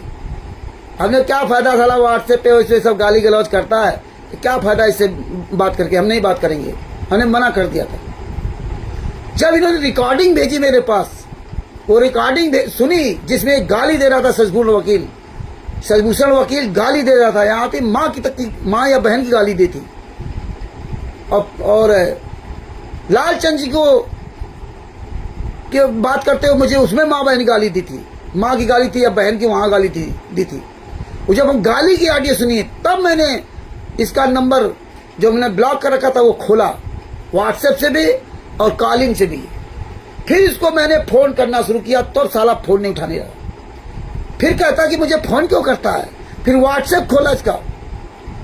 हाँ, फिर 16/7/2025 को इसे जो धमकी दी थी, कम से कम 10 बार धमकी दी थी कि आज के बाद अगर रामचंद्र ने हमारे खिलाफ स्टिकर, पोस्टर, वीडियो डाला तो समझ लेना मैं जिंदगी बर्बाद कर दूंगा।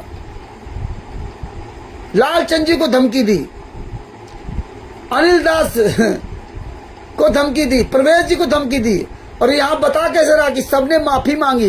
प्रवेश दास जी ने कान पकड़ के माफी मांगी, जबकि प्रवेश दास जी ने कोई माफी नहीं मांगी। अमित दास ने कोई माफी नहीं मांगी। और लालचंद जी ने तो मुंह तोड़ जवाब दिया था। और इसके बाद दास इसके पर्सनल पे, व्हाट्सएप पे जो भी बोलता था, इसीलिए हमने ये जो अब शब्दों का प्रयोग किया केवल इनकी धमकियों को वजह से किया। अब तुम उखाड़ लो जो उखाड़ना हो। तू वकील है ना सासाराम कोर्ट का, इसलिए मैंने इसको जो नहीं कहना चाहिए वो कहा। इसीलिए कहा कि इसके अंदर का और का जो उबाल निकले। और उसी चक्कर में फंस गए बापा सीताराम, जो अपने आप को बड़ा संत बनता था। हम इसका जो सम्मान करते थे, कोई सम्मान नहीं इसका करता था, क्योंकि हमारे गुरुजी ने सम्मान करना सिखाया था। लेकिन हमारे गुरुजी ने जूता भी सिखाया उठाना। हाँ, कबीर साहब ने पिछवाड़े में लात मारी थी शेख फरीद के, भूल गए? हाँ, पिछवाड़े में लात मारी थी, अधरंग हो गया था। तो ये हमारे गुरु ने सिखाया भी।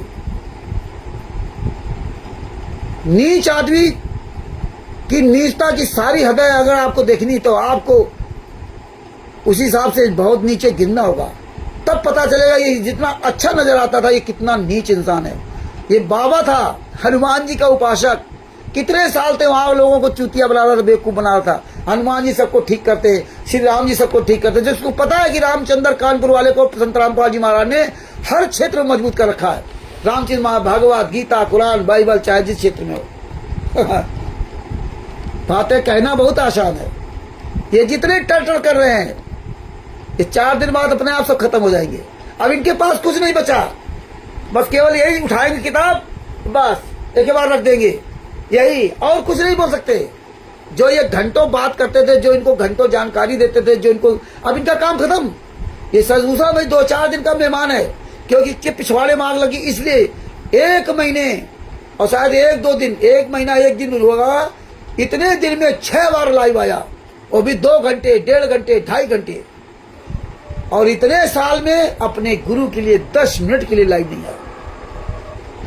एक बार बड़ी मुश्किल में आया था, जब बहुत इससे कहा और बहुत कहा इससे कि भैया आया कर, संडे को आया, तो नहीं आया। ये आएगा कहां से? इसको फुर्सतें नहीं है, ये क्या करेगा?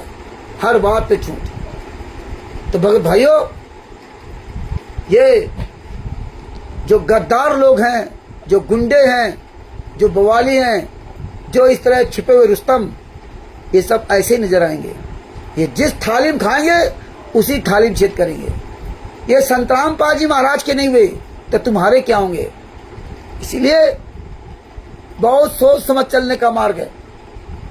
फर्रुखाबाद में जब मुख्यमंत्री के लिए जन सुनवाई कैंसिल लेटर लिखना था, सजभूषण को बुलाया गया, साइन करने से मना कर दिया कि मैं साइन नहीं करूंगा। इसने जब मना कर दिया तो हमने साइन किया, अकेले मैंने साइन किया, किसी दूसरे साइन नहीं। इसमें मुख्यमंत्री को लेटर लिखा गया तो क्या फांसी हो गई क्या? जांच के लिए आदेश आया, यहां थाना नमस्ता से फोन आया, मैं वहां गया, सारी बातचीत हुई, लिखा पढ़ी हुई, साइन नहीं किया सजभूषण ने।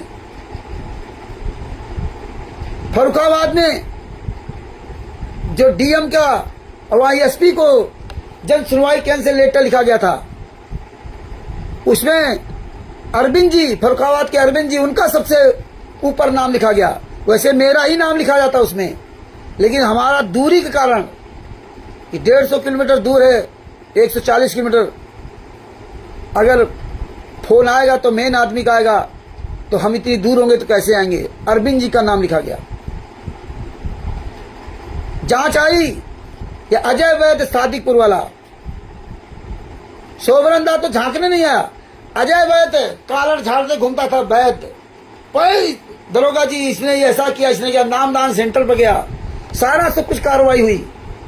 और दोबारा जब उसने बुलाया लॉकडाउन वो 8/6/2025 का प्रोग्राम होने के बाद बुलाया, तो उस दरोगा एसआई क्या कहता है कि वो सर मेरा झगड़ा हो गया, मैं नहीं आऊंगा।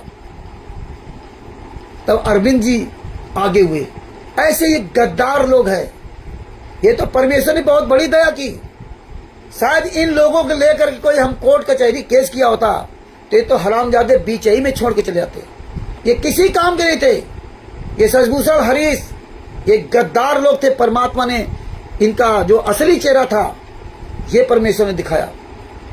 ये जो 2.5 महीने तक ये जो प्रकरण चला, ये हम नहीं चाहते थे, हम लोग नहीं चाहते थे ये हो, क्योंकि मेरा मकसद दूसरा था। मैंने पूरी तैयारी कर रखी थी। ये राजस्थान स्टेट के विधायकों सांसदों को फोन करना, हरियाणा के, उत्तर प्रदेश के, इनके सबके हमें सारी पूरी उनके मोबाइल नंबर से अगर रजिस्टर में और मोबाइल में फिट कर रखे थे कि रजिस्टर से अपना सबको बात करूंगा। और यूपी के 450 483 से कुछ नंबर हैं, उनमें कुछ नंबर लिख पाए थे, बाद बाकी ये मैटर आ गया। क्योंकि मुझे तो ये काम करना, इनकी औकात नहीं किसी फोन कर सकें, बात कर सकें, सांसद से, विधायक से, नेता से, मंत्री से। अरे तुम असली बाप की औलाद हो ना। हम जो फोन करते हैं, अब रिपीट करके देख लो ना। अरे सांसद का मोबाइल नंबर भेजा था अजय भट्ट का, ऊधम सिंह नगर का, रुद्रपुर का, जीने की राह पुस्तक पढ़कर रखी थी। जितने ये हरामखोर है किसी का औकात पड़ी फोन कर लेता। तुम्हारी औकात नहीं जो फोन कर जाओ। तुम इंसान नहीं हो, जानवर हो, जानवर। तुम जिस थाली में खाते हो उसी में छेद करते हो। तुम्हें आज जो बोलने की कला आई वो परमेश्वर ने संतराम पाजी महाराज दास के द्वारा तुम्हें सिखाई और तुम्हारा असली चेहरा दिखा दिया कि तुम कितने गद्दार लोग हो। 8-8, 9-9 साल ये हरीश 2016 से 2025 चल रहा। ये हमारा कितना हमारा इसने साथ किया। डेढ़ महीना इसके घर में लॉकडाउन में रहे, मेरे साथ पंजाब जाता आता रहा, 1-1.5 साल तक साथ जाता रहा। कोर्ट के अंदर जहां बहस होती थी वहां इसको ले जाते रहे, वहां भी हम इसके द्वारा रिकॉर्डिंग करवाते थे। और इसके सामने कोर्ट में क्या क्या जवाब दिया ये सब जानता है। और इसके बाद ये इन हरामखोरों के चुंगल में आकर अपने आप को बदल दिया। मेरे क्या फर्क पड़ा। पंजाब में सीना तान के जाता था और कोर्ट में जज से बराबर जवाब देता था। और ये सजभूषण वकील क्या, झाटू वकील, ये क्या करेगा। पंजाब में वकील, पंजाब का वकील, उसकी ऐसी तैसी की थी। वो तो बहुत तेज तर्रार वकील, माफिया वकील है।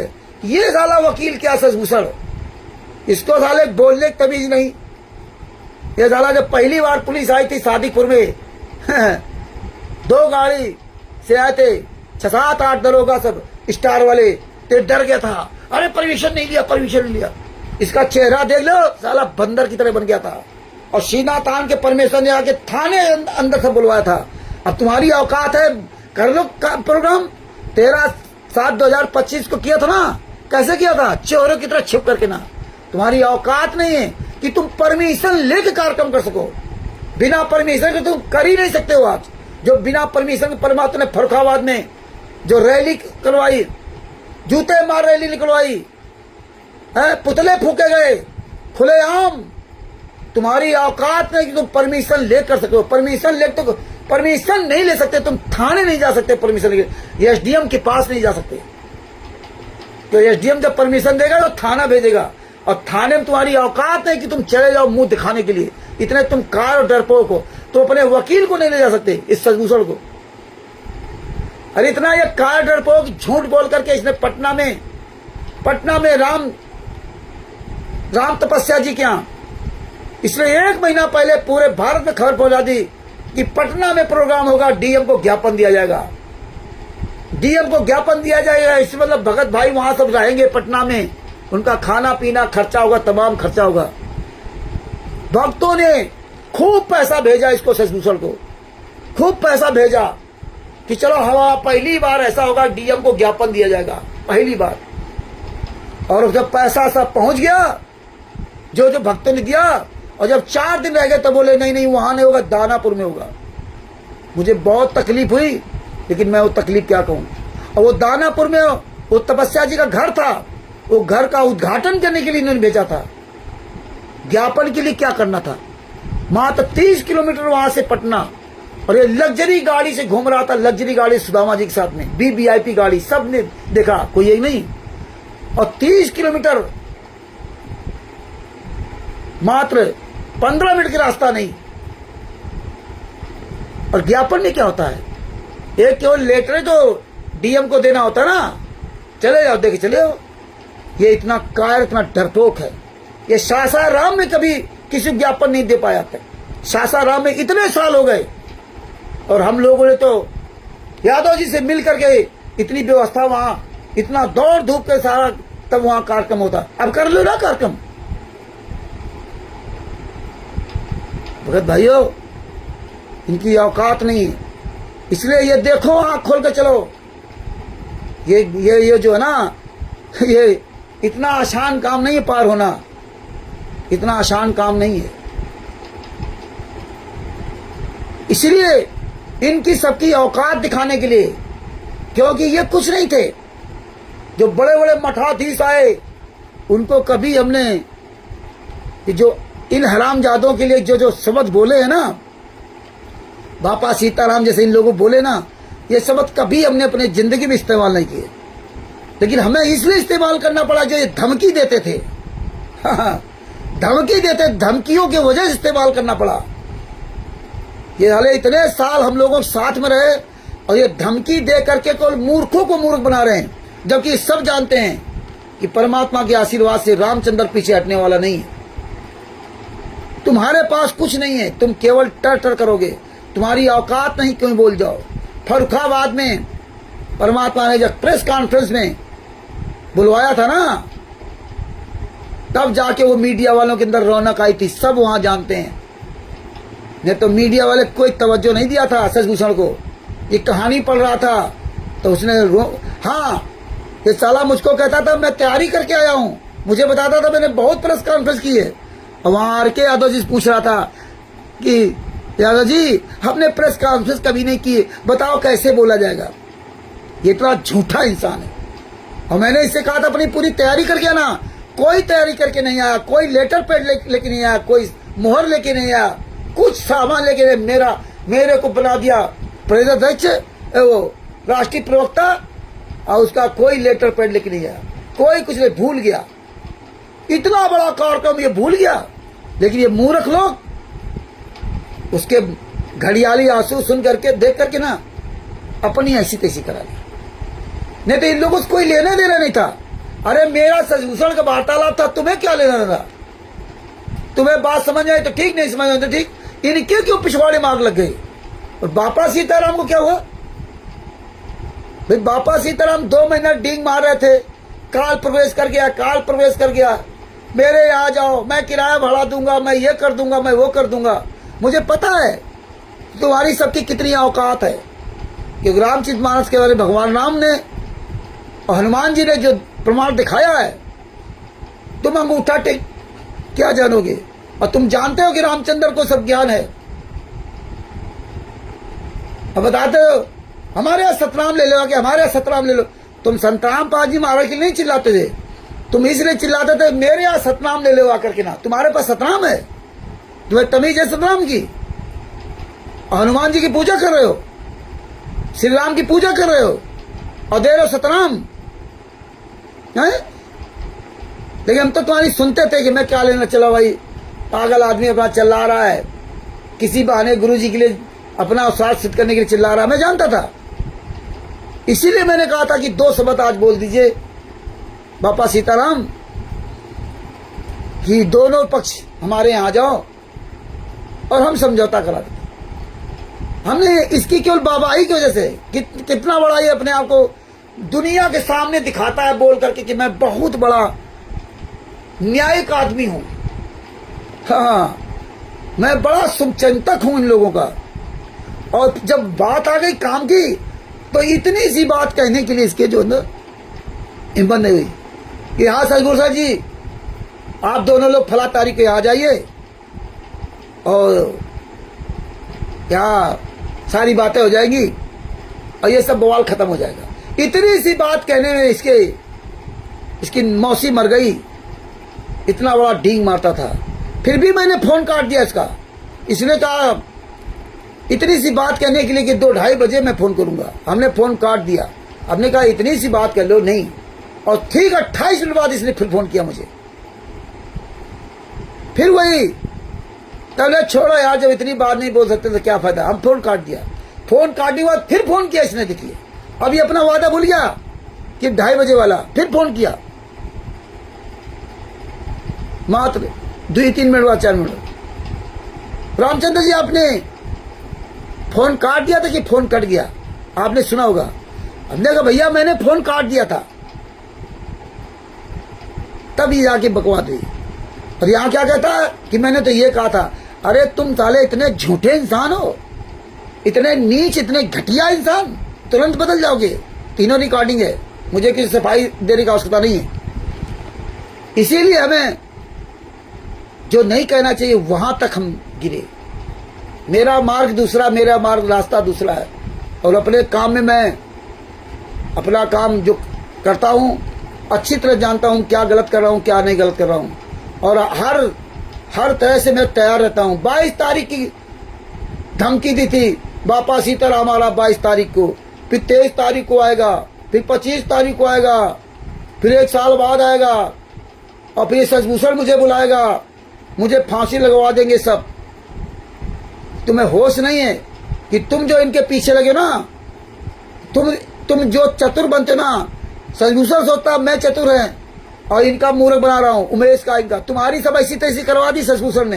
हाँ, तो बापा सीताराम सोचता मैं चतुर हूं, उमेश सोचता मैं चतुर हूं। ये सब एक दूसरे का दांव खेल रहे। इनको कोई मतलब नहीं कि आगे क्या करना, कोई लेना देना नहीं, ना उनको कोई जानकारी हो सकती, ना कुछ कर सकते। तो इसलिए भगत भाइयों, आप सोचो कि कहां से हम चले थे।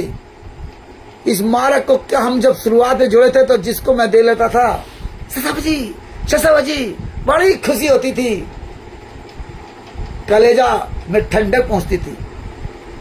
और जब बरवाला कांड हुआ तो मन में शंका थी कि यार इतना सुंदर ज्ञान, ये बरवाला कांड कैसे हो गया। मैं दिन भर परेशान रहता था। मेरे यही सवाल का जवाब कोई नहीं, किसी नहीं मिल पा रहा था, बरवाला कांड क्यों हो गया इतना सुंदर ज्ञान। तब परमात्मा ने संत रामपाल जी महाराज, मेरे सदगुरुदेव संत रामपाल जी महाराज कहते ना, जे तेरे उपजे नहीं तो सब साखी सुन ले, और साखी भूत संगीत जासे लागू ने, संगीत जासे लागू ने। तब संत रामपाल जी महाराज ने मुझे दया करके रामचरित मानस का प्रमाण दिखाया। तो ये बरवाला कांड तो होना ही होना था।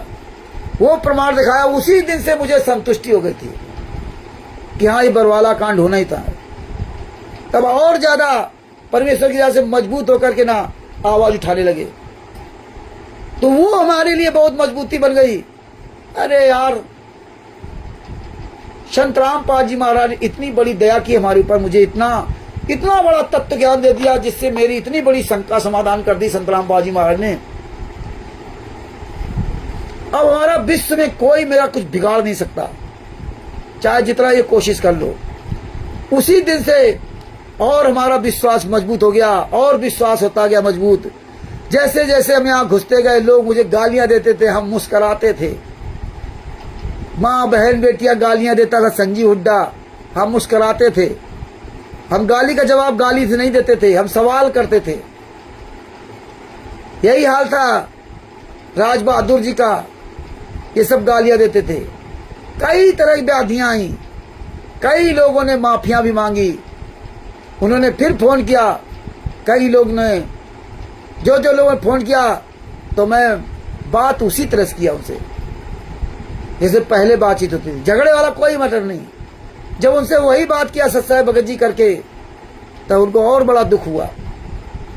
यार मैं तो सोच रहा था कि मेरी दुश्मनी, हमारी का है दुश्मनी हमारे के आपके दूसरे विचार नहीं मिलते, आप गलत करे, उसका आपको प्रत्युत्तर दिया।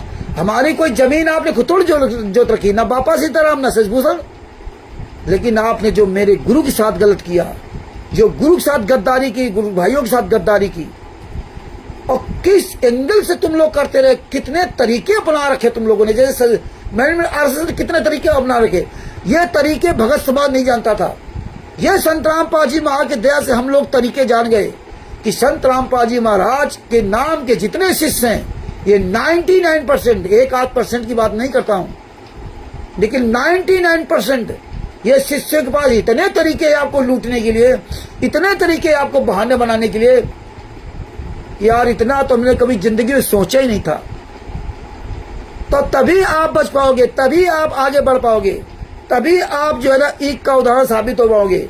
जब ये आप गालियां सुनते सुनते, सुना करके सुनते थक हार जाओगे, तो आखिर में अपने आप धीरे धीरे जो ना, क्योंकि आपका ऐसे ही मोह खत्म होगा, ऐसे ही मोह खत्म हो गया।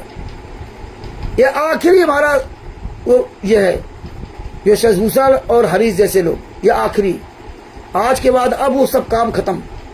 अब केवल दास इस तरह से काम करेगा, सोशल मीडिया पर काम अपना कर रहा है, काम दास कर रहा करता रहेगा। और बहुत से काम ऐसे है कि परमेश्वर ने दया की तो आपको आने वाले समय में दिखाई देगा, अभी आपको नजर नहीं आता क्योंकि आप उस काम में इतना घुसे नहीं हो, ना आप घुस सकते हो।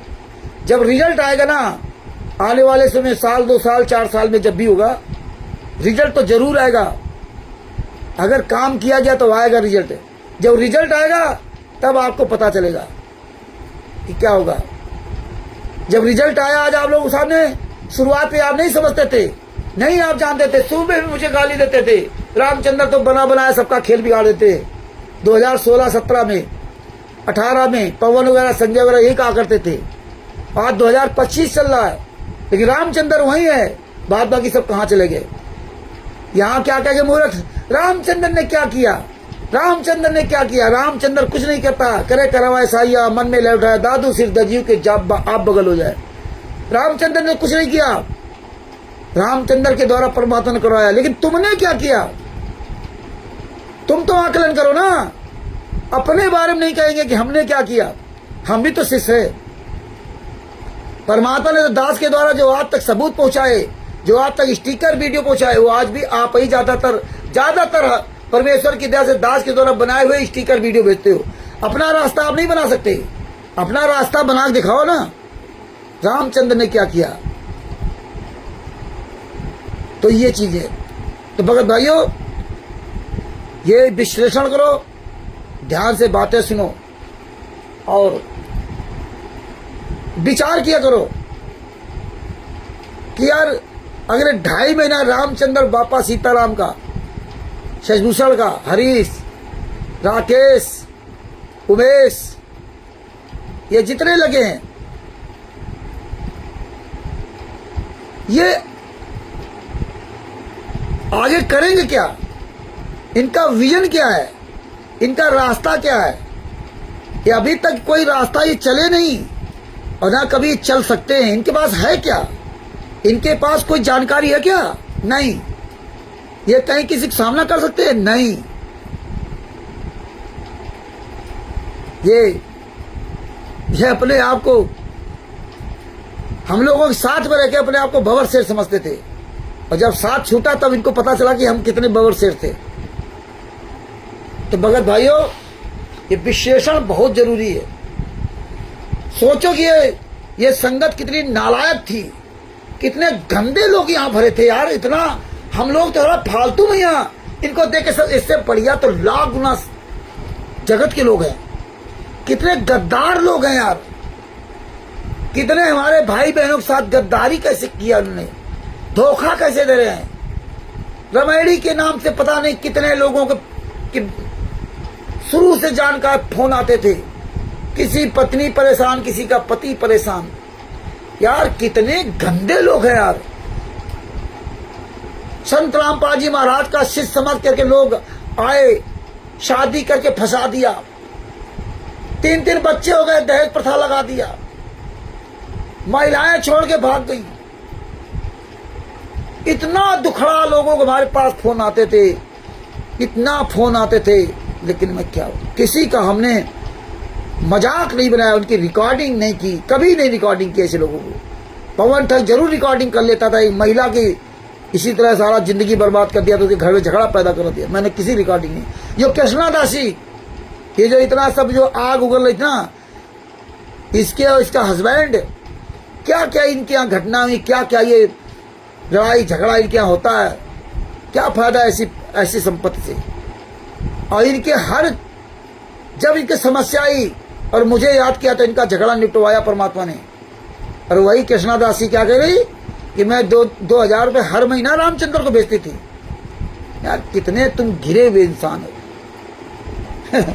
2000 रुपये में नहीं हमको भेजती थी, और जबकि आए दिन फोन करती थी कि भगत जी हम जो है सहयोग करना चाहती, तो हम मना किया था इसको। हमने कहा यार इतने उतावले न बनो कृष्णा दासी जी, इसके बच्चे में देखता था वीडियो में, जो वीडियो बनाती थी, हमने कहा इन बच्चों का पालन पोषण करो अच्छी तरह से ना, ये फालतू में इतना उतावले ना बना करो है कि भगत जी बताओ उनका कहाँ सहयोग करना कहाँ न करना। हमने अपने घर में पैसा रखो चुपचाप, जब कोई जरूरत होगी तो बता दिया जाएगा, आए दिन नहीं जो है।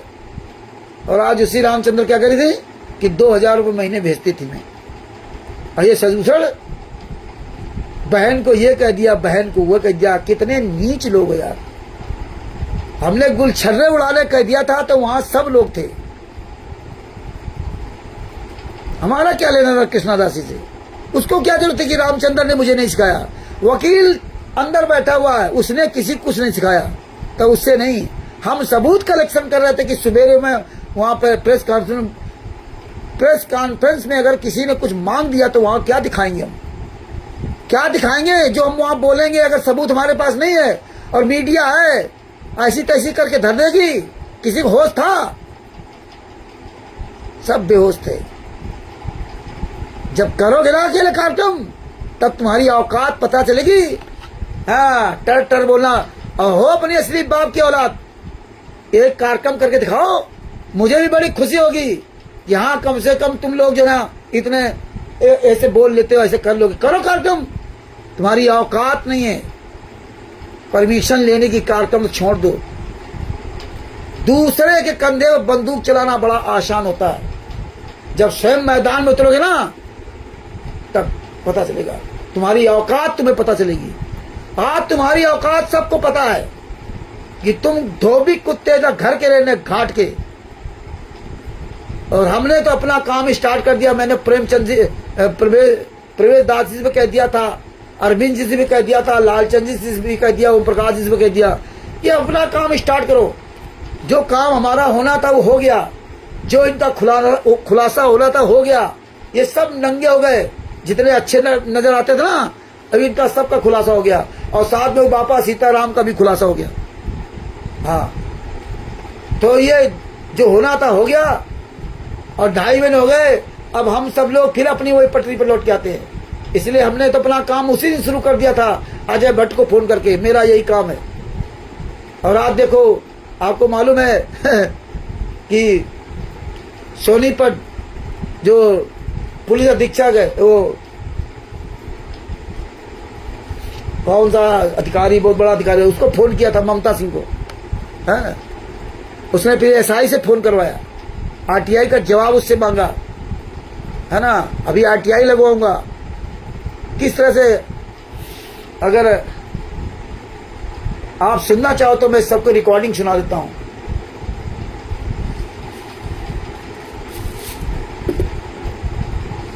ये सुन लीजिए, है औकात इनकी बात करने की।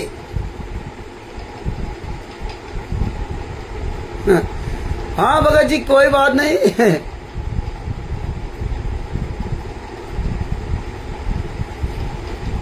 ये भगत जी हमारा तो दुनिया मुझे जानती है, ये तो मुझे मशहूर कर रहे हैं। ये तो बहुत अच्छी बात है। ये तो बहुत अच्छी बात है।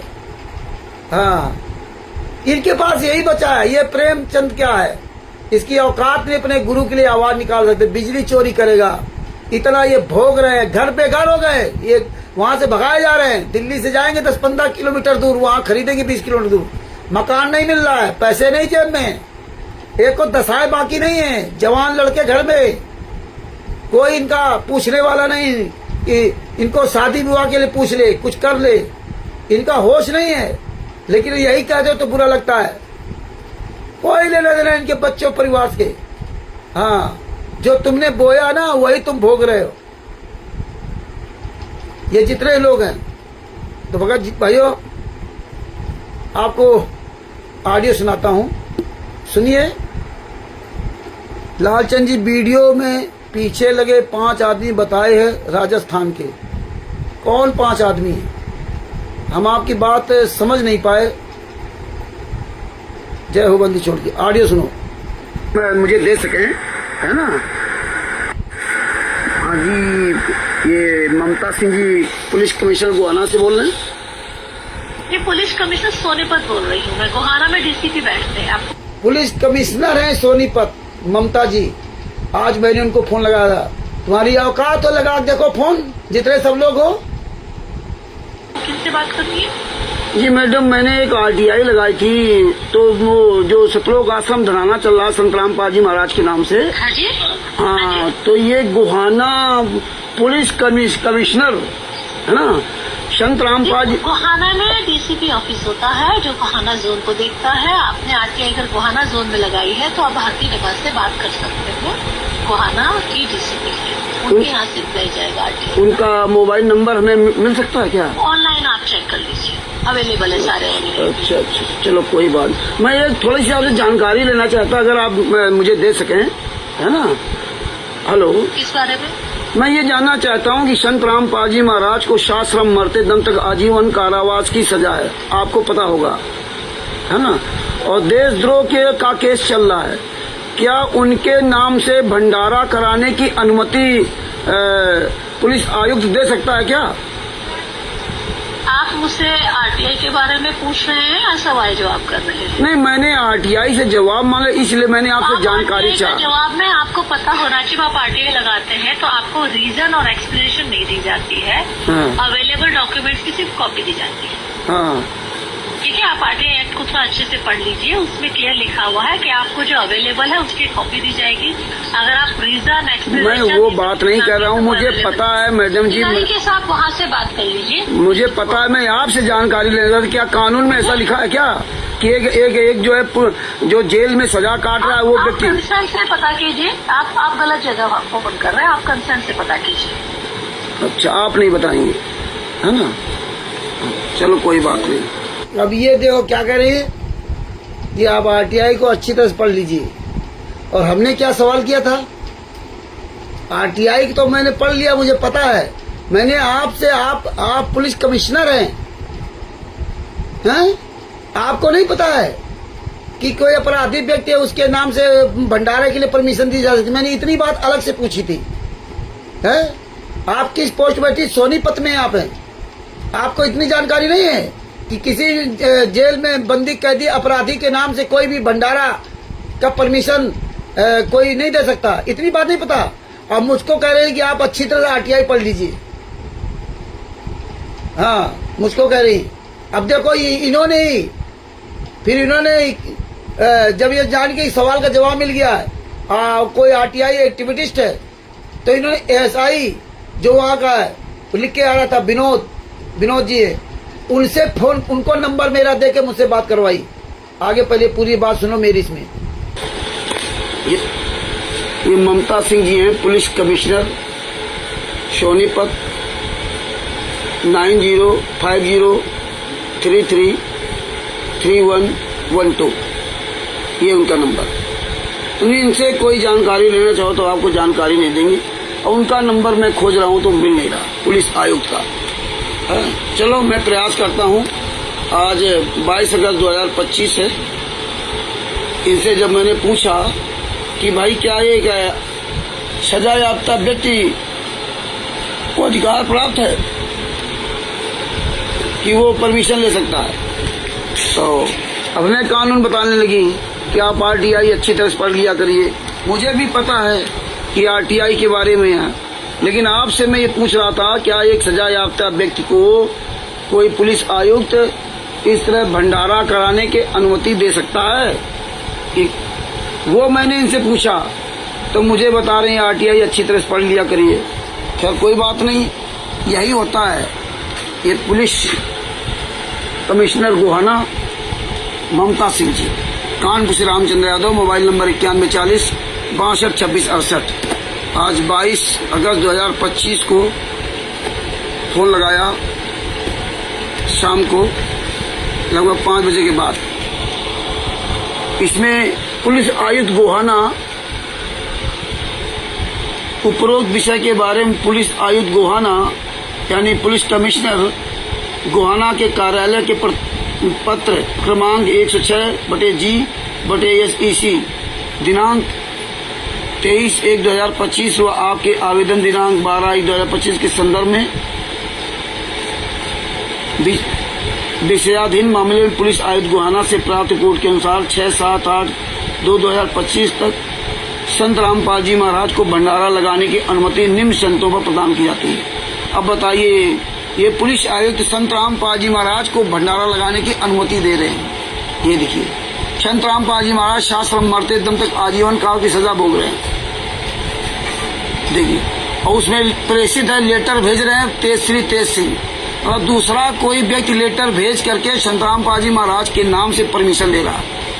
ये प्रेषित है श्री तेज सिंह, स्थान सतलोक आश्रम धनाना, नाम तहसील गोहाना, जिला सोनीपत, मोबाइल नंबर 9992600888 यानी कि 9992600888।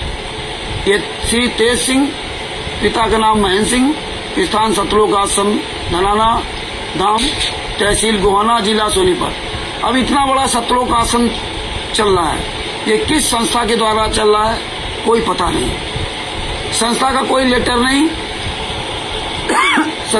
कौन चला रहा है कोई लेना देना नहीं। संत राम दूसरी आड़ी सुनाता हूँ। कौन बोल रहे हो सर?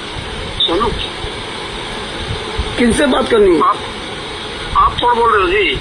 आपको किनसे बात करनी सर? आपने फोन किया होगा डीसीपी मैडम के पास गोहाना। जी जी सर, किया था। अच्छा, मैं डीसीपी गोहाना का रीडर बोल रहा हूँ जी, विनोद। सर मैं ये जानना चाहता था, जो सतलोक आश्रम धनाना चल रहा है आपके वहाँ पे? हाँ जी, सतलोक आश्रम धनाना, हाँ जी, वहाँ जो पुलिस कमिश्नर ने जो संत रामपाल जी महाराज को भंडारा कराने की अनुमति दी है जी, तो ये सर संत रामपाल जी महाराज तो जेल में है, तो उनको अनुमति कैसे दे सकते हैं सर? चलो चेक करवाएंगे जी। सर यही एक आरटीआई ने, मैं कई आरटीआई में पूछा, सवाल किया हूँ, लिखा इसमें कि उपरोक्त। एक मिनट सुन लीजिए सर, मेरी सुन लीजिए ना, है ना? हाँ जी, हाँ जी, बताइए। ये देखिए सर, आपके एसडीओ ऑफिस से जो है सिविल गोहाना से कोई प्रेषित है श्री तेज सिंह। हेलो, जी जी जी, हाँ, श्री तेज सिंह, स्थान सतलोक आश्रम धनाना, धाम तहसील गोहाना, जिला सोनीपत, मोबाइल नंबर है 999260 और 00888। ये व्यक्ति जो है वहाँ से पूछेंगे जी, वहाँ एसडीएम ऑफिस से और डीसी ऑफिस से एक बार क्लियर करेंगे क्या मामला। सुन लीजिए सर, मैं पूरी बात सुनेंगे तब आप क्लियर कर लेंगे ना, है ना? हाँ, दिनांक 15, 16 व 17 2025 को गांव धनाना में संत रामपाल जी की तरफ से भंडारा लगाने की अनुमति लेने के बारे में विषयाधीन मामले में पुलिस आयुक्त गोहाना से प्राप्त रिपोर्ट के अनुसार 6/7/8/2025 तक संत रामपाल जी को भंडारा लगाने की अनुमति निम्न संतों पर प्रदान की जा रही है। अब ये सर, ये तो सजा याफ्ता है, 11 साल से शास्त्र मरते तम तक आजीवन काल की सजा भोग रहे हैं और देशद्रोह का केस चल रहा है, और ये पुलिस कमिश्नर ये कैसे इनको परमिशन दे रहा सर, है ना? चलो क्रॉस करवा लेते हैं जी एक बार, क्या मामला है एक बार चेक करवा लेते हैं। सर ये कई साल से आपके यहाँ चल रहा है और आपके यहाँ इस तरह हो रहा है भगत जी सर। करवा लेते हैं जी, चेक करवा लेते हैं। हाँ बिल्कुल करवाइए सर, ये सब गलत हो रहा है। ओके, हाँ ठीक सर, ठीक, थैंक यू सर। ये विनोद जी हैं, जब ये देखिए, इस तरह से वहाँ बात करवाई, उनका फोन आया, अब चेक करवा लेंगे फर्जी परमिशन ली जा रही है, फर्जी परमिशन करके ये डाला जा रहा है। तो भगत भाइयों, ये बड़ी अच्छी बात है कि परमेश्वर हमें यहाँ तक पहुँचाया। अच्छा, ये बात है, आप कह रहे हो बापा सीताराम आ रहे हैं। हाँ हाँ, अच्छा, चलो बहुत अच्छी बात है। आओ, तुम्हारा स्वागत है। ये वीडियो हमारे पास जरा डाल देना। बंदी छोड़ की बड़ी दया है, देखते हैं तुम आ रहे हो, कहाँ जा रहे हो। पहले भी वीडियो डाला था ना इन्होंने कि बापा सीताराम आ रहे हैं। चलो बहुत बड़ी दया है। हाँ, जय हो बंदी छोड़ की साथ साहिब। तो ये भगत भाइयों, इस तरह से हमें आपको अपना विश्लेषण करना चाहिए और तभी हम आगे बढ़ सकते हैं। और बड़ी दया है कि बापा सीताराम कानपुर के लिए रवाना हो गए हैं। ये तो कल पता चल जाएगा कि रवाना कानपुर के लिए कि रवाना कहाँ हुए हैं, है ना। ये तो बड़ी अच्छी बात है। हाँ, बंदी छोड़ श्री संत रामपाल जी महाराज की जय हो शाह साहिब। भगत भाइयों, ये वीडियो अच्छी लगे तो शेयर करो और आप सब लोग अपने परमेश्वर के लिए रात दिन एक हो जाओ। शाह साहिब। बंदी छोड़ श्री संत रामपाल जी महाराज की जय हो शाह साहिब।